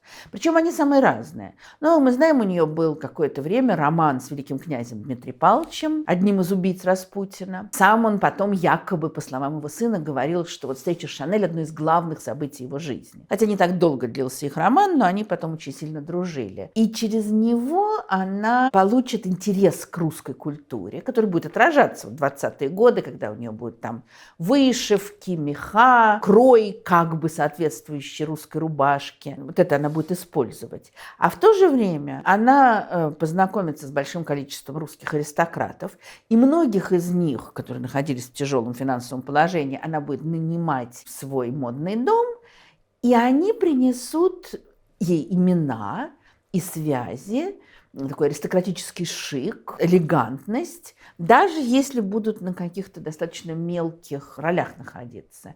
А отсюда пойдет дальше в целом вот это вот ее такой срез аристократической жизни, когда в 1920 году она возьмет к себе на службу женщину, которую звали Вера Бейтс, хотя на самом деле она была Аркрайт, и сама говорила, что она дочь каменщика, а вообще-то она, конечно, была из английской аристократии, была, очевидно, родственницей даже королевской семьи. У нее были мощнейшие аристократические связи. И сначала это было нужно просто Шанель, как, вот опять же, пиар. Вот как она в Давиле отправляла свою сестру и тетку гулять в своих шляпках, так она Вере давала какие-то свои наряды, та появлялась в обществе, и множество дам этим интересовались. Но через нее она познакомилась, например, с герцогом Вестминстерским. У нее будет очень важный для нее и такой пылкий роман, и, в общем, за которого она чуть не вышла замуж. Наверное, если бы она смогла родить, то он, может быть, на ней бы и женился. Но ему нужен был наследник, а Шанель родить так и не смогла. Она уже была к этому времени в возрасте. И главное, что, судя по всему, она где-то в молодости сделала аборт, который лишил ее возможности рожать. И для нее это тоже был еще дополнительный такой удар. Но, во всяком случае, она несколько лет будет проводить в компании герцога Вестминстерского, жить в его замках, общаться с самыми разными людьми, вплоть до Уинстона Черчилля, вплоть до принца Уэльского, будущего короля, который потом отречется от престола, и после этого тоже будет с ней общаться. И этого будет один такой слой: русская аристократия, английская, итальянская, французская и так далее. А одновременно она будет общаться с художественным авангардом, и в ее круге будет Пикассо и Кокто, Дягилев и многие другие. Она в какой-то момент придет к Дягилеву, который вообще не знал еще даже, кто она такая, а она знала, потому что в Венеции он жаловался Миссе, что у него нет денег, он ее даже не заметил. Она пришла и дала ему денег на постановку, взяла слово, что он никому не расскажет, что она дала. А он рассказал своему секретарю и возлюбленному Борису Кахну, и тот записал. Поэтому мы знаем, как она финансировала Дягилева. И у нее на вилле будет жить Стравинский, и многие другие. И это все можно рассказать просто как историю ее романов, романчиков, дружб и так далее. Но в то же время это история ее погружения в мир очень сложного искусства XX века. И это тоже о интересных вещах говорит, потому что эта женщина, в общем, как я понимаю, совершенно некультурная. Но что-то она улавливала, что-то она понимала и могла соответствовать. Точно так же она улавливала то, что носилось в воздухе. Наверное, слишком примитивно сказать, да, вот она смотрит, женщины стали там танцевать Чарльстон. Сделаю-ка я платья, в которых удобно это делать. Конечно, не так все просто. Но наступили ревущие 20-е. Мы говорили об этом в лекции о эпохе джаза, о веке джаза. Прежде всего, скажем, там, с точки зрения Скотта Фитджеральда, американских каких-то перемен. Но в Европе было то же самое. После травмы войны, с одной стороны, были люди, которые просто были не способны в это вписаться. Вот оно, потерянное поколение. А с другой стороны, было огромное желание наверстать, веселиться. Может быть, с помощью этого веселья забыть о тех ужасах, которые люди пережили. И начинаются ревущие 20-е. На что накладывается вот тот процесс, который шел еще до войны, вот этой эмансипации женщин, нарушение традиций. Теперь это все приводит к такому взрыву просто. И начинается совершенно другая жизнь. Не для всех, естественно, для определенных слоев, достаточно богатых. Начинается жизнь разрыва с традициями, начинается жизнь полная спорта. И, казалось бы, подумаешь, спорт, что там, кто там не занимается спортом? А вообще-то до этого у женщин это точно не занимались. А если мужчины, что такое спорт для мужчин? Это охота, это верховая езда, а теперь начинают играть в теннис, начинают плавать, в том числе в море, начинают ездить на автомобилях все больше и больше. И в это все женщины включаются. А вот для того, чтобы играть в теннис, тебе нужна удобная одежда. Сначала играли, конечно, в длинных юбках, можно себе представить.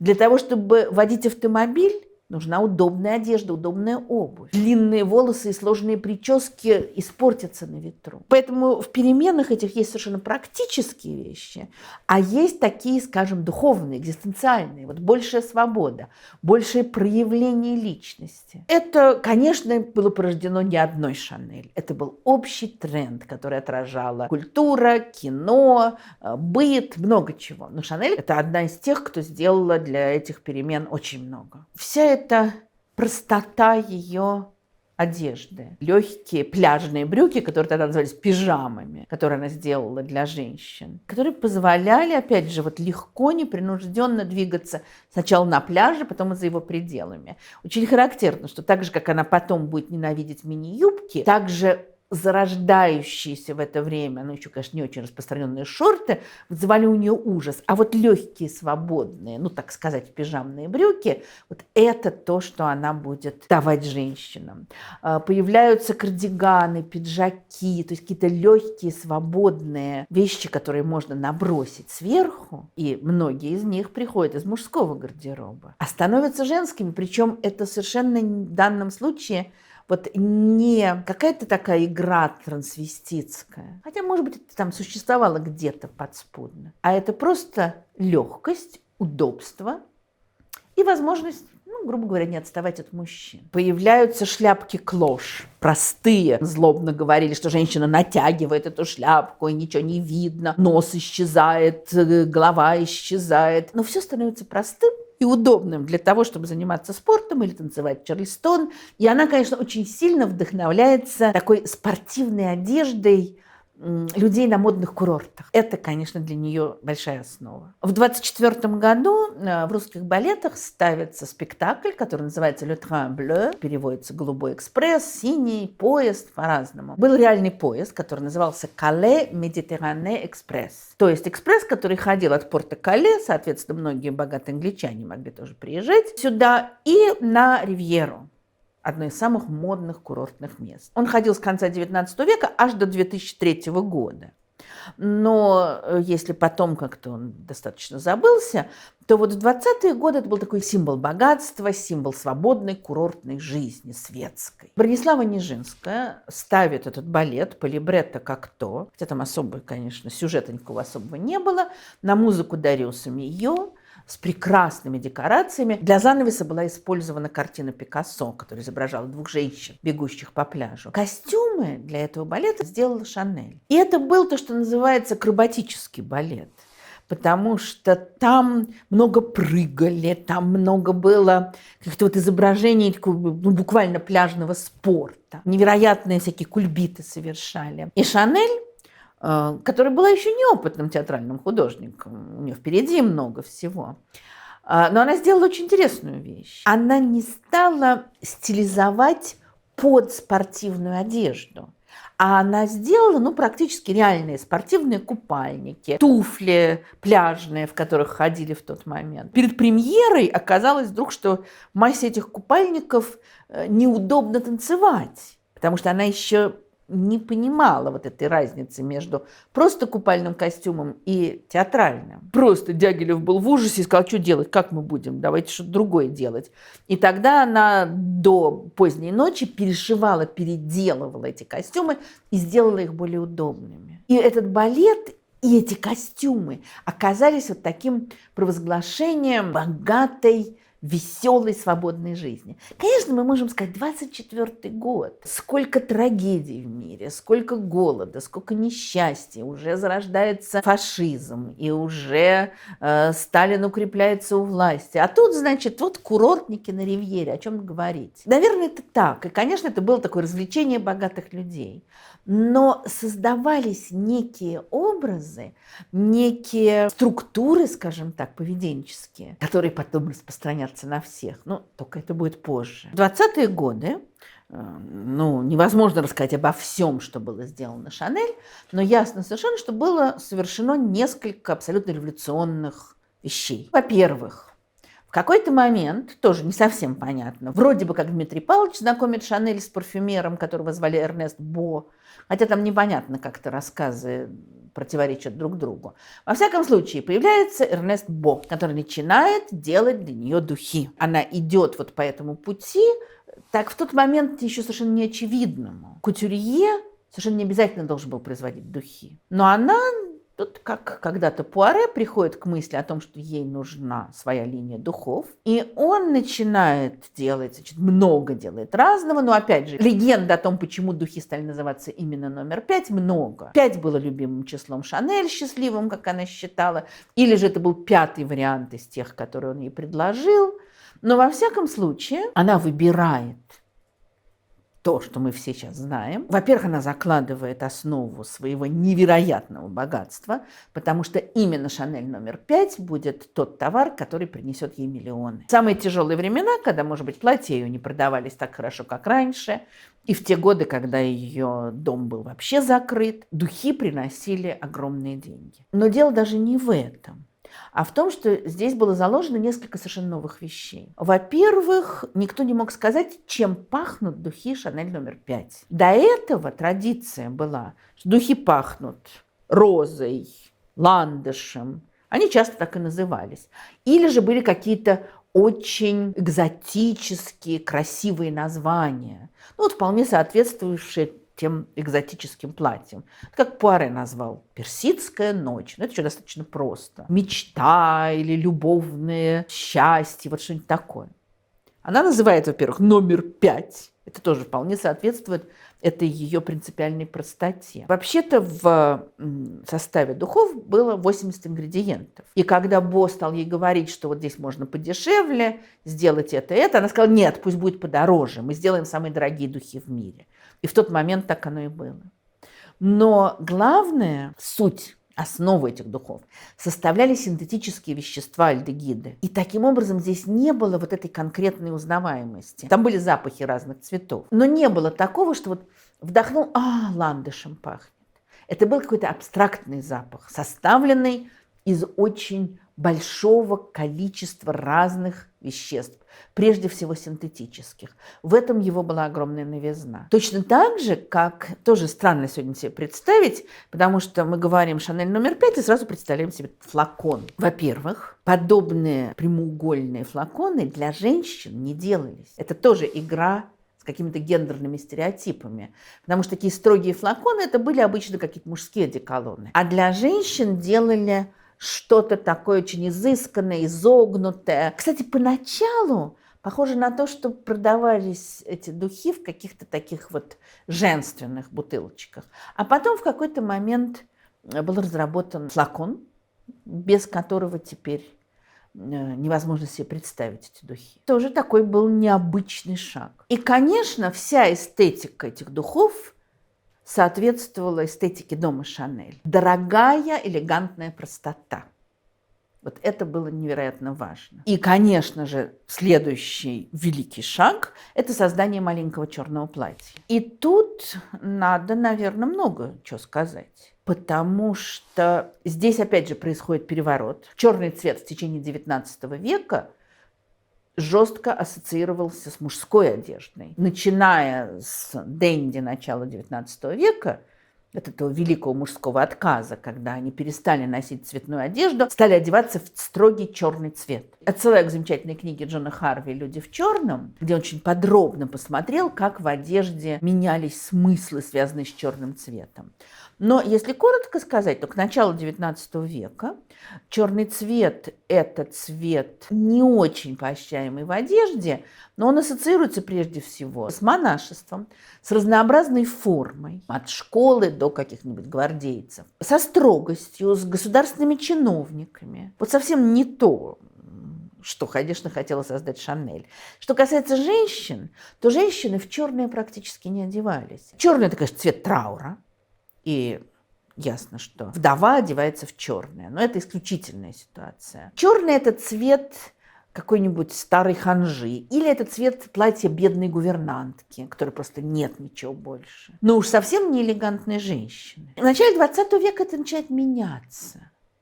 Когда вдруг светские дамы начинают носить черный цвет. Вот есть потрясающие портреты Сарджента, на которых дамы в длинных, красивых, вечерних черных платьях. Адет де Креси, одна из героинь романа Пруста «В поисках утраченного времени», куртизанка, дама полусвета. И он подробнейше описывает ее внешность, ее потрясающие костюмы, и то, какое она производит впечатление. Но вот в частности, она любит ходить в черном.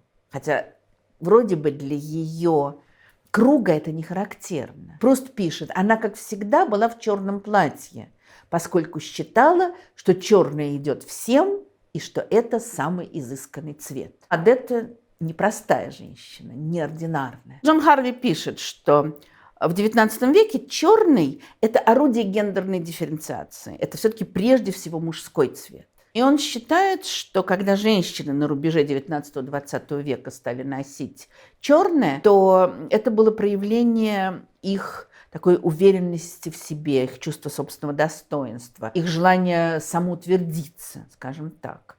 При этом для многих это казалось излишне простым, скучным. Оскар Уайльд написал письмо в Daily Telegraph, где он возражал против одинаковых, как униформа, фраков. Но это речь идет о мужской одежде. При том, что сам он, когда отправился в тур по Америке, то он всех шокировал своим бархатным одеянием черным. Ну, то есть ему это было можно. Это все-таки не скучный фрак, это что-то особо изысканное. В 20 веке, с одной стороны, черный воспринимается как такой мистический, мрачный цвет.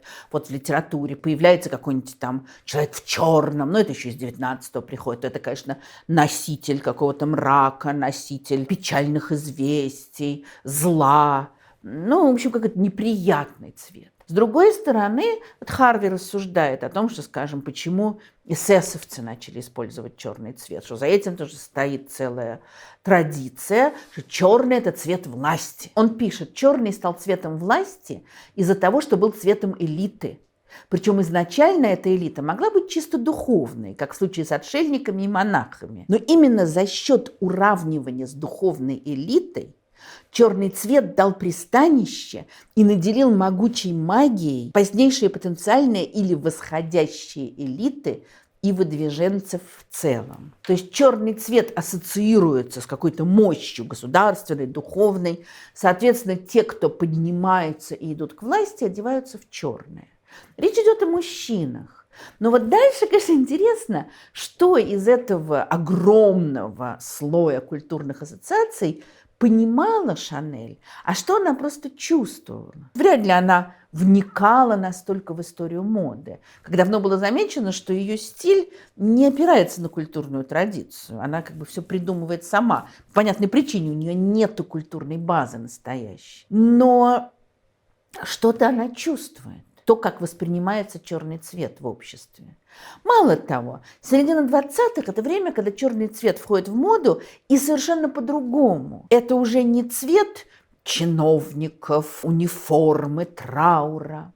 Вот середина 20-х, скажем, очень моден джаз. И джаз – это чернокожие музыканты. Черный цвет – это кожа Джозефины Бейкер, невероятно популярной в Париже певицы и танцовщицы. Нэнси Кунар, одна из самых знаменитых светских дам, женщина с очень сложной судьбой, переехала в какой-то момент из Англии в Париж и была таким вот центром модной богемной жизни. У нее одно время был роман с американским музыкантом чернокожим, и с этого момента она стала очень интересоваться Африкой и африканской культурой, ходила с множеством браслетов африканских. Таким образом, черный становится не только вот этим цветом истеблишмента, но еще и цветом чего-то совершенно неожиданного в культуре. И поэтому мы все это можем вычитать в маленьком черном платье. То есть мы можем сказать, что это использование мужского цвета для женщин. Мы можем сказать, что это использование цвета вот этой восходящей элиты, соответственно, вот стремление женщин утвердить себя. Мы можем сказать, что это цвет такого нового и неожиданного в культуре. И, наверное, это все там есть. И опять же, очень трудно понять, что из этого Шанель понимала, а что она чувствовала. Как в любом великом произведении, мы можем увидеть и то, и это, и пятое, и десятое, еще очень много всего. При этом, в отличие, скажем, от дам светских на портретах Сарджента, она, опять же, создает простое платье. Для того времени короткое платье. Сегодня мы бы сказали средней длины. Платье, в котором легко танцевать. Платье, в котором можно прийти на коктейль, что тогда модно. Журналисты были возмущены, пресса зверствовала. Что это за платье, в котором не видно ни груди, ни живота, ни ягодиц? Сегодня мы сказали, классно, платье, в котором женщина выглядит стройно. Тогда это казалось шокирующим. А Шанель опять возвращается к этой своей любимой мысли о том, что должна быть прежде всего видна индивидуальная женщина, которая носит. Она считала, что вот все эти роскошные платья скрывали, загораживали индивидуальность. А она, наоборот, дает возможность женщине проявить себя. В журнале Vogue была написана знаменитая фраза о том, что маленькое черное платье – это машина Форда за подписью Шанель. Генри Форд, который наладил конвейерное производство машин Форда, которые сначала все были черного цвета, элегантные, простые машины, доступные очень многим, и носители чего-то совершенно нового. Говорилось многое про Шанель и много гадостей. Бедняга Пуаре, чья звезда уже закатывалась, он говорил следующее. Что придумала Шанель? Роскошную бедность. Раньше женщины выглядели как произведение архитектуры, как носовая часть корабля, и они были красивые. А теперь как голодные телеграфистки. Был такой карикатурист Сэм, который когда-то способствовал популярности Шанель, потому что он рисовал карикатуры на нее и на Боя Кейпола. А в конце 20-х он пишет о ее шляпках клош. А что касается шляпок, то это же просто чайная ситечка, только сделанная из мягкой ткани. Женщины засовывают в них свои головы, а потом натягивают их обеими руками. Ну, просто ужас, кошмар. Они могли говорить что угодно, а популярность Шанель росла. Начинается интересный переход. В 28 году, к этому моменту она уже очень популярна, и у нее уже несколько зданий у ее модного дома, несколько зданий на улице Камбон. Она перестраивает один из залов, главный зал, где будут показывать ее коллекции, и его покрывают зеркалами.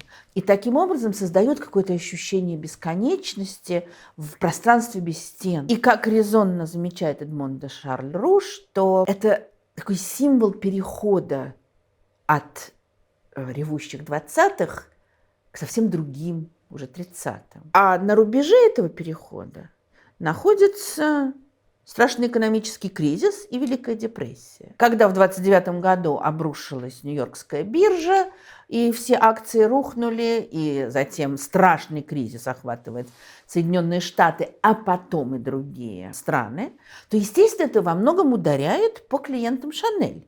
И она очень многих лишается, потому что множество людей просто разоряются, они больше не могут себе позволить одеваться у модных кутюрье. Но здесь происходит вот похожая вещь на то, о чем мы говорили в лекции о Голливуде, когда фильмы 30-х годов становятся только более роскошными, с еще более богатыми костюмами, с удивительными декорациями. Вот Голливуд осознанно создает такой мир мечты, куда могли уходить люди от трагической действительности эпохи Великой депрессии, от скуки, бедности и безысходности. Шанель, ну, ей, конечно, сложнее, да, потому что билетик в кино стоит чуть-чуть, а платье Шанель стоит дороже. Но она делает что-то в этом роде. То есть она устояла в самые страшные годы, вот начало 30-х, во многом за счет Шанель номер 5, которые все-таки продолжали продаваться очень хорошо. Она продолжает работать на богатых, хотя там она делает какие-то вроде бы более простые модели, но, в общем, все равно ее главные покупатели, конечно, это богатые люди.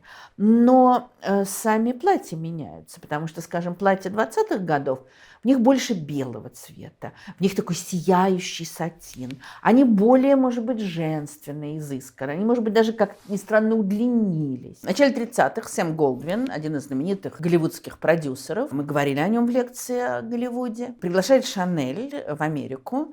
Он хотел, чтобы она одевала его звезд практически во всех фильмах, и даже чтобы делала для них одежду за пределами фильмов. Мы говорили в лекции о Голливуде об этой жесткой системе студий, где звезды были подчинены контракту и были такими рабами студии. И поэтому велеть им одеваться вот так или так, это, в общем, тоже было возможно. Шанель приезжает в Америку, ее появление было невероятно разрекламировано, и она делала костюмы для нескольких фильмов, но, в общем, не сложилось с Голливудом. Разные есть объяснения. Есть то, что она была слишком независима для того, чтобы подчиняться вот этой студийной системе, возможно. С другой стороны, звезды как-то взбунтовались и сказали, что они не хотят все время одеваться у одного и того же модельера, даже если это Шанель.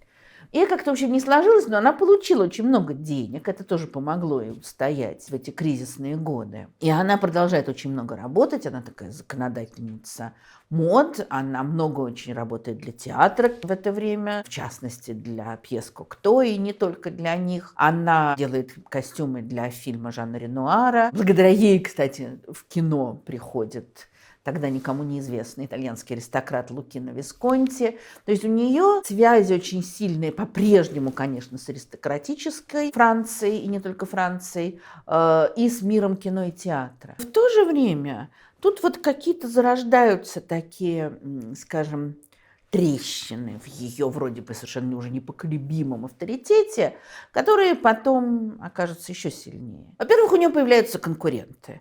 Но понятно, что Шанель никогда не была единственным кутюрье, который бы все определяла. Но для 20-х годов она была невероятно важна именно потому, что она уловила какой-то вот дух времени и выразила его. На рубеже 20-х, 30-х вдруг появляется женщина, которая вызывала, конечно, у Шанель ярость совершеннейшую. Она никогда ее не звала по имени, говорила, это итальянка.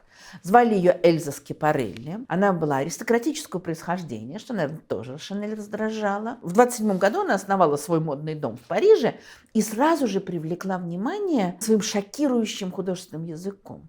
Она была очень близка к сюрреалистам, и, собственно, и моду она формировала такую сюрреалистическую. Она осознанно шокировала.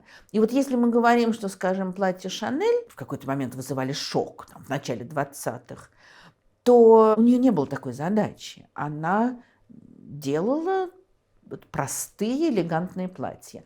Эльза Скипарелли, конечно, платье делает осознанно шокирующим. Покрывает платье принтами с изображением насекомых.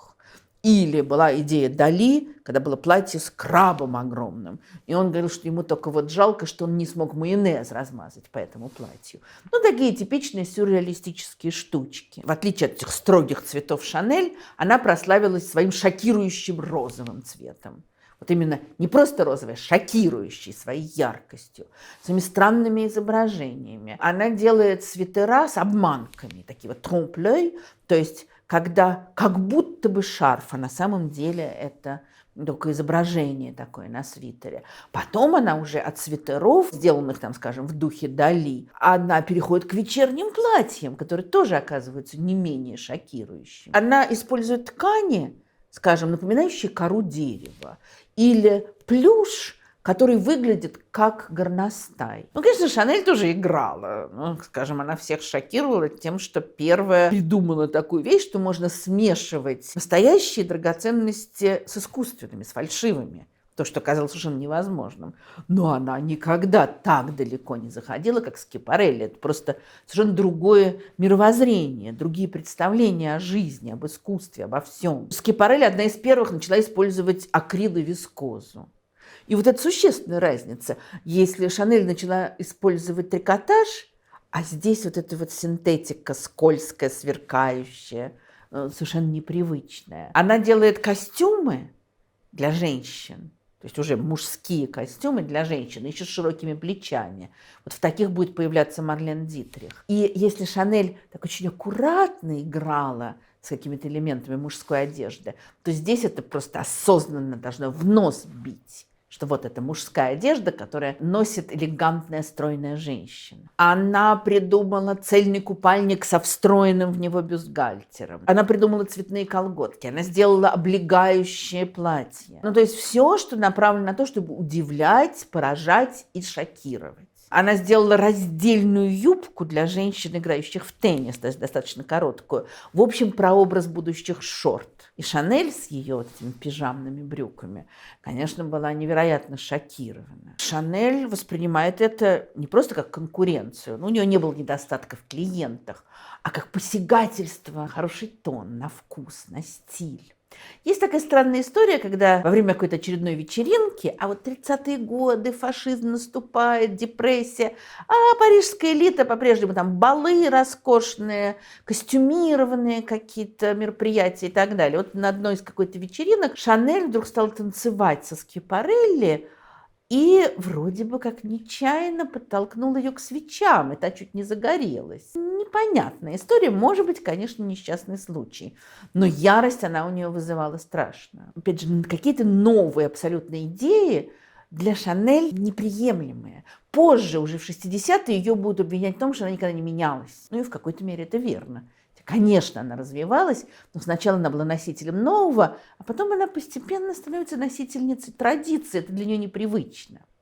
А другие вещи тоже вызовы для нее. Это то, что происходит за пределами моды.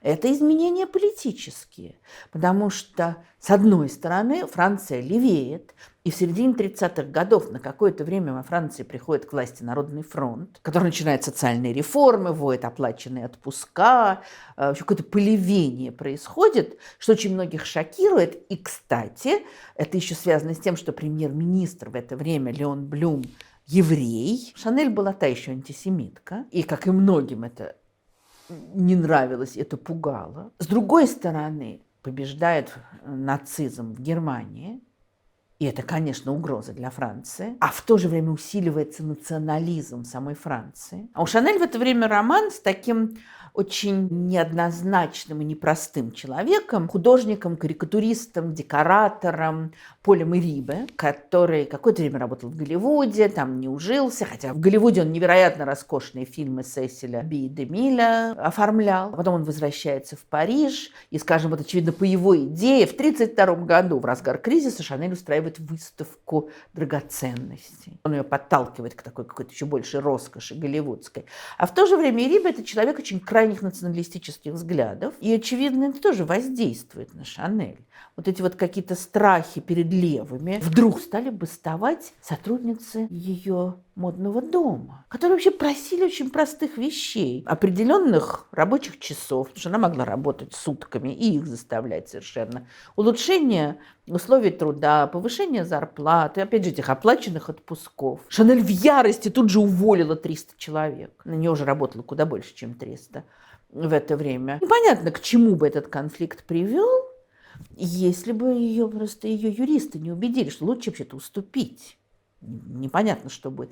Она уступает, но Шанель вообще была человек злопамятный. И она, конечно, это затаила. У нее, очевидно, в 30-е годы есть ощущение, что со всех сторон наступает такое враждебное новое. Вот новые идеи в моде, неприятные, ей популярные. И какие-то ее клиентки уходят к Скипарелли. Какие-то левые идеи, неладные идеи. Вообще среди окружавших ее людей, среди художников, поэтов было много левых. А вот забастовка у нее, в ее доме забастовка. Это, конечно, невероятно. А с другой стороны, вот этот вот националистический угар, который тоже ее захватывает. Она вообще высказывалась по поводу евреев очень сильно. И кто-то там написал, что да, она была антисемиткой, но только на словах. Это я не очень понимаю. То есть она не ходила, погромы не устраивала. Ну, спасибо большое.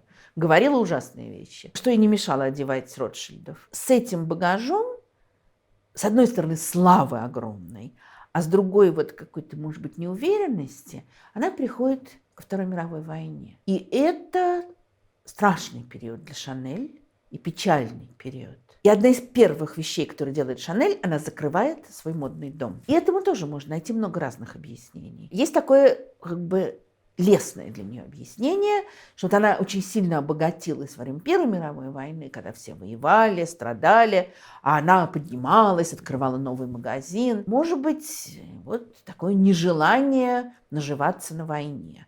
Такое патриотическое действие. Но еще Париж не был захвачен в тот момент, когда она закрыла свое производство, и она была единственной. Все остальные модельеры продолжали работать. Есть менее приятное объяснение, что таким образом она свела счеты со своими сотрудниками, которые за 5 лет до этого бастовали. То есть она закрыла, всех уволила, ничего им не выплатила, потом они долго добивались от нее всяких компенсаций. И все. Что она делает во время войны? Это вот страшное пятно на ее репутации. Опять же, пятно, которое кто-то пытается не замечать, кто-то оправдывает, кто-то, наоборот, очень сильно думает об этом. И здесь возможны самые разные оценки. С одной стороны, мы знаем, например, что она плакала в тот момент, когда вторглись немцы в Германию. Ее любимый племянник, сын ее рано умершей сестры, даже некоторые считали, что это ее сын, которого она выдавала за племянника, и она очень заботилась о нем. Он попадает в плен, и дальше ей придется просить разных представителей немецких оккупационных властей, чтобы вытащить его из плена. И она на какое-то время уехала из Парижа, бежала, потом вернулась.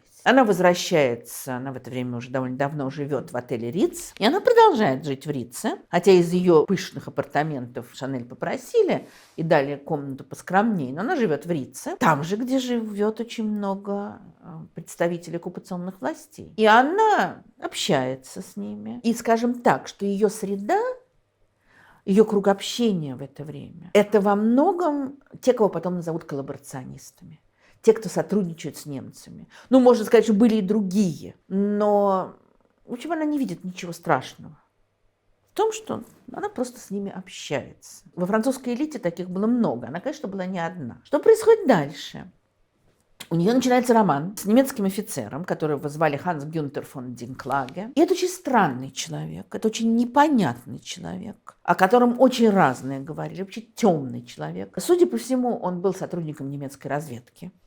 И еще до войны он бывал в Париже, и его задача была вот как-то привлекать на сторону Германии представителей французской элиты. И он вращался в разных кругах таких вот элитарных. Он еще до войны был женат на еврейке. Потом вроде бы как он с ней развелся, потому что это нужно было для его карьеры в Германии. А вроде бы он с ней встречался уже после развода. Какое-то время он скрывал этот развод. Там очень все было странно. И вот у них роман с Шанель. Шанель не афиширует эти свои отношения, но и не скрывает их. Вообще-то мы знаем, как ужасно поступили французы с тысячами женщин, у которых были романы мимолетные или серьезные с немцами. Мы знаем, как после освобождения Франции этих женщин брили наголо, вырезали им свастики на лбу, проводили голыми по улицам и глумились всячески. Шанель никто так не поступил. И одного только романа, наверное, было бы недостаточно для того, чтобы сломить ее репутацию. Хотя для многих представителей французской элиты обвинение в той или иной форме коллаборационизма имело печальные последствия. Кого-то отдавали под суд, кто-то был расстрелян. Что касается любовных увлечений, знаменитая история о певице Арлетти, которая была тогда очень популярна, и у нее был любовник, немецкий офицер, и когда потом ей стали предъявлять обвинения, то она сказала, что в сердце я патриот, а задница моя принадлежит всему миру. И ее, в общем, оставили в покое. Но даже люди, очень хорошо относившиеся к Шанель, говорили о том, что Арлетти действительно любила своего этого немецкого офицера. Каковы были отношения Шанель с Динклаге? Это большой вопрос. Кто-то злобно сказал, что у Арлетти это был вопрос сердца, а у Шанель бумажника, что ей нужна была поддержка крупного немецкого офицера для выживания.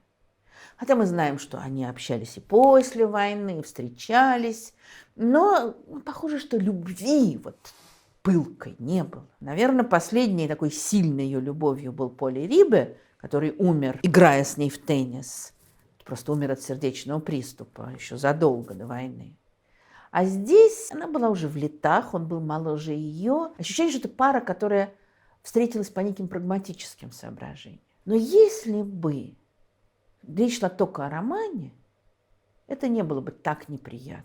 Ей надо было выживать, она привыкла к определенному уровню жизни, она привыкла общаться с элитой, вот так. Но мы знаем, что в 1943 году Шанель оказалась замешана в какой-то очень темной и мутной истории. Она написала своей бывшей когда-то сотруднице, а потом многолетней подруге Вере Бейтс, которая уже к этому времени вышла замуж за итальянского фашиста, стала Вера Ломбарди и жила в Италии. Интересно, что в Италии ее еще до войны подозревали в том, что она английская шпионка. Но не тронули, потому что ее муж занимал крупные фашистские посты и пользовался большим уважением режима. И в 1943 году Шанель пишет Вере Ломбарди и просит поехать с ней вместе в Испанию, потому что у нее есть важное дело там. А дело следующее. Она каким-то образом, это тоже интересно, каким образом она узнает, что Черчилль по дороге из Тегеранской конференции должен заехать в Мадрид. И она едет туда, чтобы попытаться убедить Черчилля заключить сепаратный мир с Германией.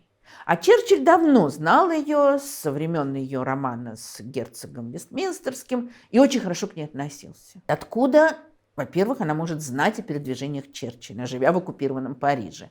Очевидно, через Динклаге. И что самое неприятное, она ездила в Берлин и получала там, очевидно, какие-то указания, не больше, не меньше, как от Шелленберга, главы немецкой разведки в это время. Позже, после войны, Шелленберга судили, потом он вышел, нуждался в деньгах, очевидно, получал деньги от Шанель.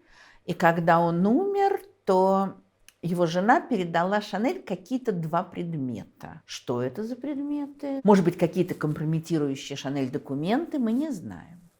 Но в 1943 году они с Верой едут в Мадрид, приходят в английское посольство и говорят, что они вообще хотели бы пообщаться с Черчиллем. В 1943 году Черчилль не приехал в Мадрид после Тегерана, поэтому это уже был провал. А дальше их задерживают, причем там какие-то они разные вещи нехорошие говорят друг о друге. Вера говорит о Коко, что та немецкая шпионка. Ее довольно долго тут держат. Коко говорит про Веру, что та шпионка. В общем, затем Шанель выпускают, она возвращается во Францию. Вера довольно долго еще сидела там в Испании. Потом она написала Черчиллю, Черчилль заступился за нее, ее выпустили, она вернулась в Италию к мужу. А Шанель возвращается, причем не исключено, тут тоже есть вопросики, но не исключено, что после Мадрида она еще съездила в Берлин отчитаться вроде бы как Шелленбергу. И когда в 1944 году Франция будет освобождена, то ее задержали на несколько часов. Потом она вернулась к себе в Риц, но это страшное время.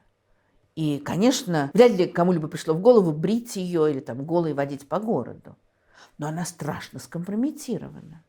И главное, что она вела переговоры, получается, что от имени немцев. Это уже не просто роман с немецким офицером. В тот момент это запросто могло обернуться и арестом, и судом, и чем угодно.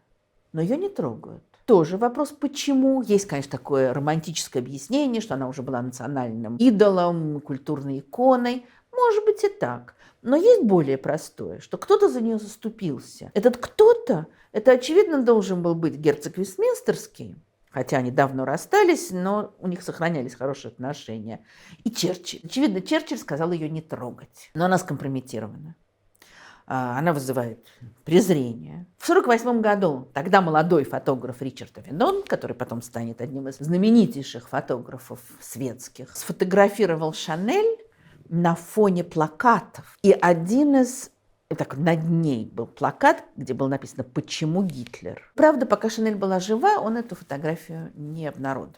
В общем, она понимает, что во Франции как-то ей жизни нет. Ее дом закрыт, открывать его она не решается. Кто-то ей простил то, что она сделала, а какие-то бывшие друзья отказываются с ней разговаривать и общаться. И тогда она решает уехать. Она уезжает в Швейцарию. И довольно долго живет в Швейцарии. Грустно, одиноко, очень сильно переживая свое одиночество, говоря о том, что вот когда буду умирать, то придется полицейского вызвать, чтобы я умирала не одна. И грустит. А Франция, почему ее знать не хочет. И даже когда она вернется, это особой радости не вызовет.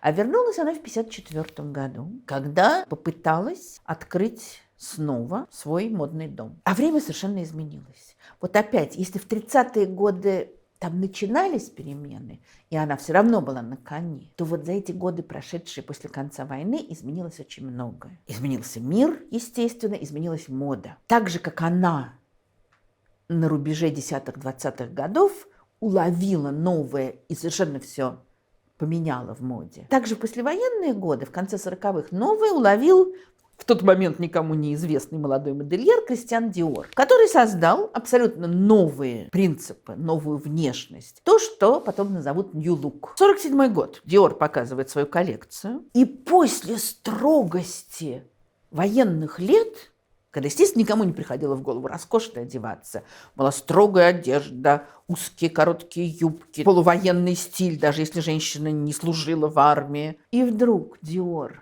делает юбки длиннее, делает их пышными, снова подчеркивает все изгибы женского тела. Даже в каких-то случаях он какие-то маленькие корсетики использует, чтобы вот подчеркнуть всю эту изысканность женских изгибов. Больше нет этих строгих линий. Снова тонкая талия, мягкие плечи, пышные юбки. Надо сказать, что Шанель была в ярости, когда я узнала об этом. И не только Шанель. Это был шок. Протестовали по интересным причинам. Это 1947 год. Еще нехватка тканей, еще экономика слаба. А тут, значит, эти юбки, сколько на них тканей должно пойти.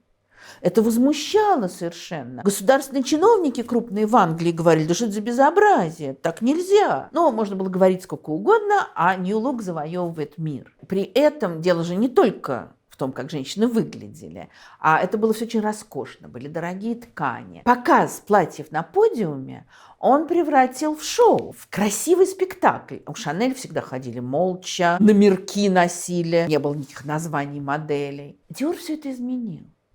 И в 1954 году, когда Шанель возвращается, у нее, конечно, мысль о том, что сейчас она вернется и уничтожит Диора. Сейчас она покажет все эти свои прежние принципы, и все поймут. Что творилось вокруг ее этого первого показа в 1954 году, невозможно описать. Был страшный такой саспенс просто, что она покажет. Пришли все журналисты, пришли дипломаты, все было набито абсолютно. И она показывает примерно то же, что она делала 15-20 лет назад. И показ этот проходит в полном молчании. Все смотрят, да что это за старье такое, да что это за скучные формы. Показ заканчивается, все быстро уходят. Несколько человек подходит к Шанель, как-то там сквозь зубы что-то ей говорят, но она сама понимает, что это провал.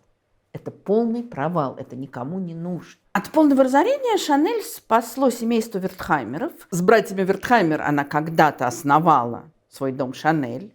И потом, с одной стороны, это ей сильно помогало, а с другой она всегда считала, что они ее ограбили. Когда началась война, Вертхаймеры уехали в Америку, они были евреи, понимали, что им не жить, и их бизнес будет конфискован, и они фиктивно передали все свои активы своему другу Феликсу Амио. И Шанель вообще во время войны хватило низости попытаться отнять все у Амио. То есть она считала, что Вертхаймеры ограбили ее, а теперь она все вернет себе, поэтому она пыталась немцам донести, что вот это, значит, фиктивная сделка, а вообще-то это еврейский капитал, это все мое. Но не вышло у нее.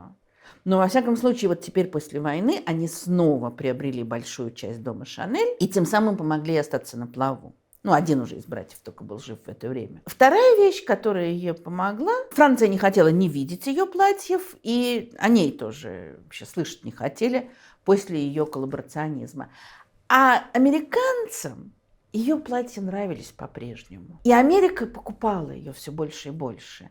И поэтому вот 50-е все-таки она устояла. Она, конечно, по-прежнему устояла за счет Шанель номер 5. И когда Мерлин Монро сказала, на мой взгляд, совершенно омерзительную фразу, но почему-то она всем очень нравится, когда ее спросили, что она надевает, ложась в постель, она сказала, что только несколько капелек Шанель номер 5. И это, конечно, оказалось такой огромной рекламой тоже. Дом Шанель существовал и, как мы понимаем, продолжает существовать. Вопрос в том, как существовала там Шанель. Она продолжала работать до последнего дня. Она выпускала свои коллекции, и коллекции эти продавались. В какой-то момент ей простили, ну или, по крайней мере, так более-менее забыли то, что она делала во время войны, и она превратилась в такое культурное достояние Франции. Одновременно с этим, конечно, в ее адрес было много упреков, и главный упрек в том, что она не менялась. И действительно, она, в общем, продолжала тонко, интересно разрабатывать то же, что делала до войны. И особенно шокирующе это было в 60-е годы. Вот молодежные движения, новая мода, мини-юбки. Она не может ничего этого понять. Она, конечно, была уже очень сильно озлоблена. Она очень болезненно ощущала свое одиночество. Она очень не хотела стариться. И хотя она потрясающе выглядела до конца жизни, но все равно она старилась. И это все вызывало у нее раздражение, озлобление. Она говорила гадости. Она говорила о том, что раньше женщины создавали моду для женщин, а теперь мужчины, которые ничего не понимают. К тому же они все геи. Они не любят женщин. Как они могут делать одежду для женщин? Но она просто вот яд у нее сочился. Баленсиага с восторгом прислал ей букет в виде сердца, и она сказала, что ничего такого не нужно, что все это вообще возмутительно. Когда появились мини-юбки, она давала интервью, говорила, что женские колени отвратительны, их нельзя показывать, что это все ужасно. И вот представить себе 60-е, там, мини-юбки, джинсы, футболки, кожаные куртки. Она продолжает делать свое. Ну и у нее, конечно, были покупатели и сохранялись. Но ясно, что она закостенела уже. Но вызывает большое уважение то, что она продолжала работать. Она не могла жить по-другому. И она очень болезненно переживала то, что, несмотря на ее бесконечные романы, с ней не было никого, то, что у нее не было детей, хотя она неоднократно говорила, какие отвратительные дети, а тут же признавалась кому-то из близких, что вот все дело в том, что она не может родить ребенка, и как ей горько от этого. И когда она умирает в 1971 году, то, конечно, она не была уже законодательницей мод. Она уже не определяла стиль эпохи. Но она, наверное, находилась в каком-то совершенно другом измерении. Представить себе мир моды без Шанель уже было невозможно. Дом Шанель будет существовать, и Карл Лагерфельд придаст ему новое дыхание, будет развивать традицию, и много всего будет продолжаться. История Коко Шанель завершилась. Ну, наверное, можно сказать, что она ушла в вечность. С Шанель номер 5, с маленьким черным платьем, и вот просто со своим образом. Спасибо всем, благодаря кому была записана эта лекция. Спасибо нашим спонсорам на YouTube, нашим патронам на Патреоне. Спасибо тем, кто нас поддерживает на платформе Boosty.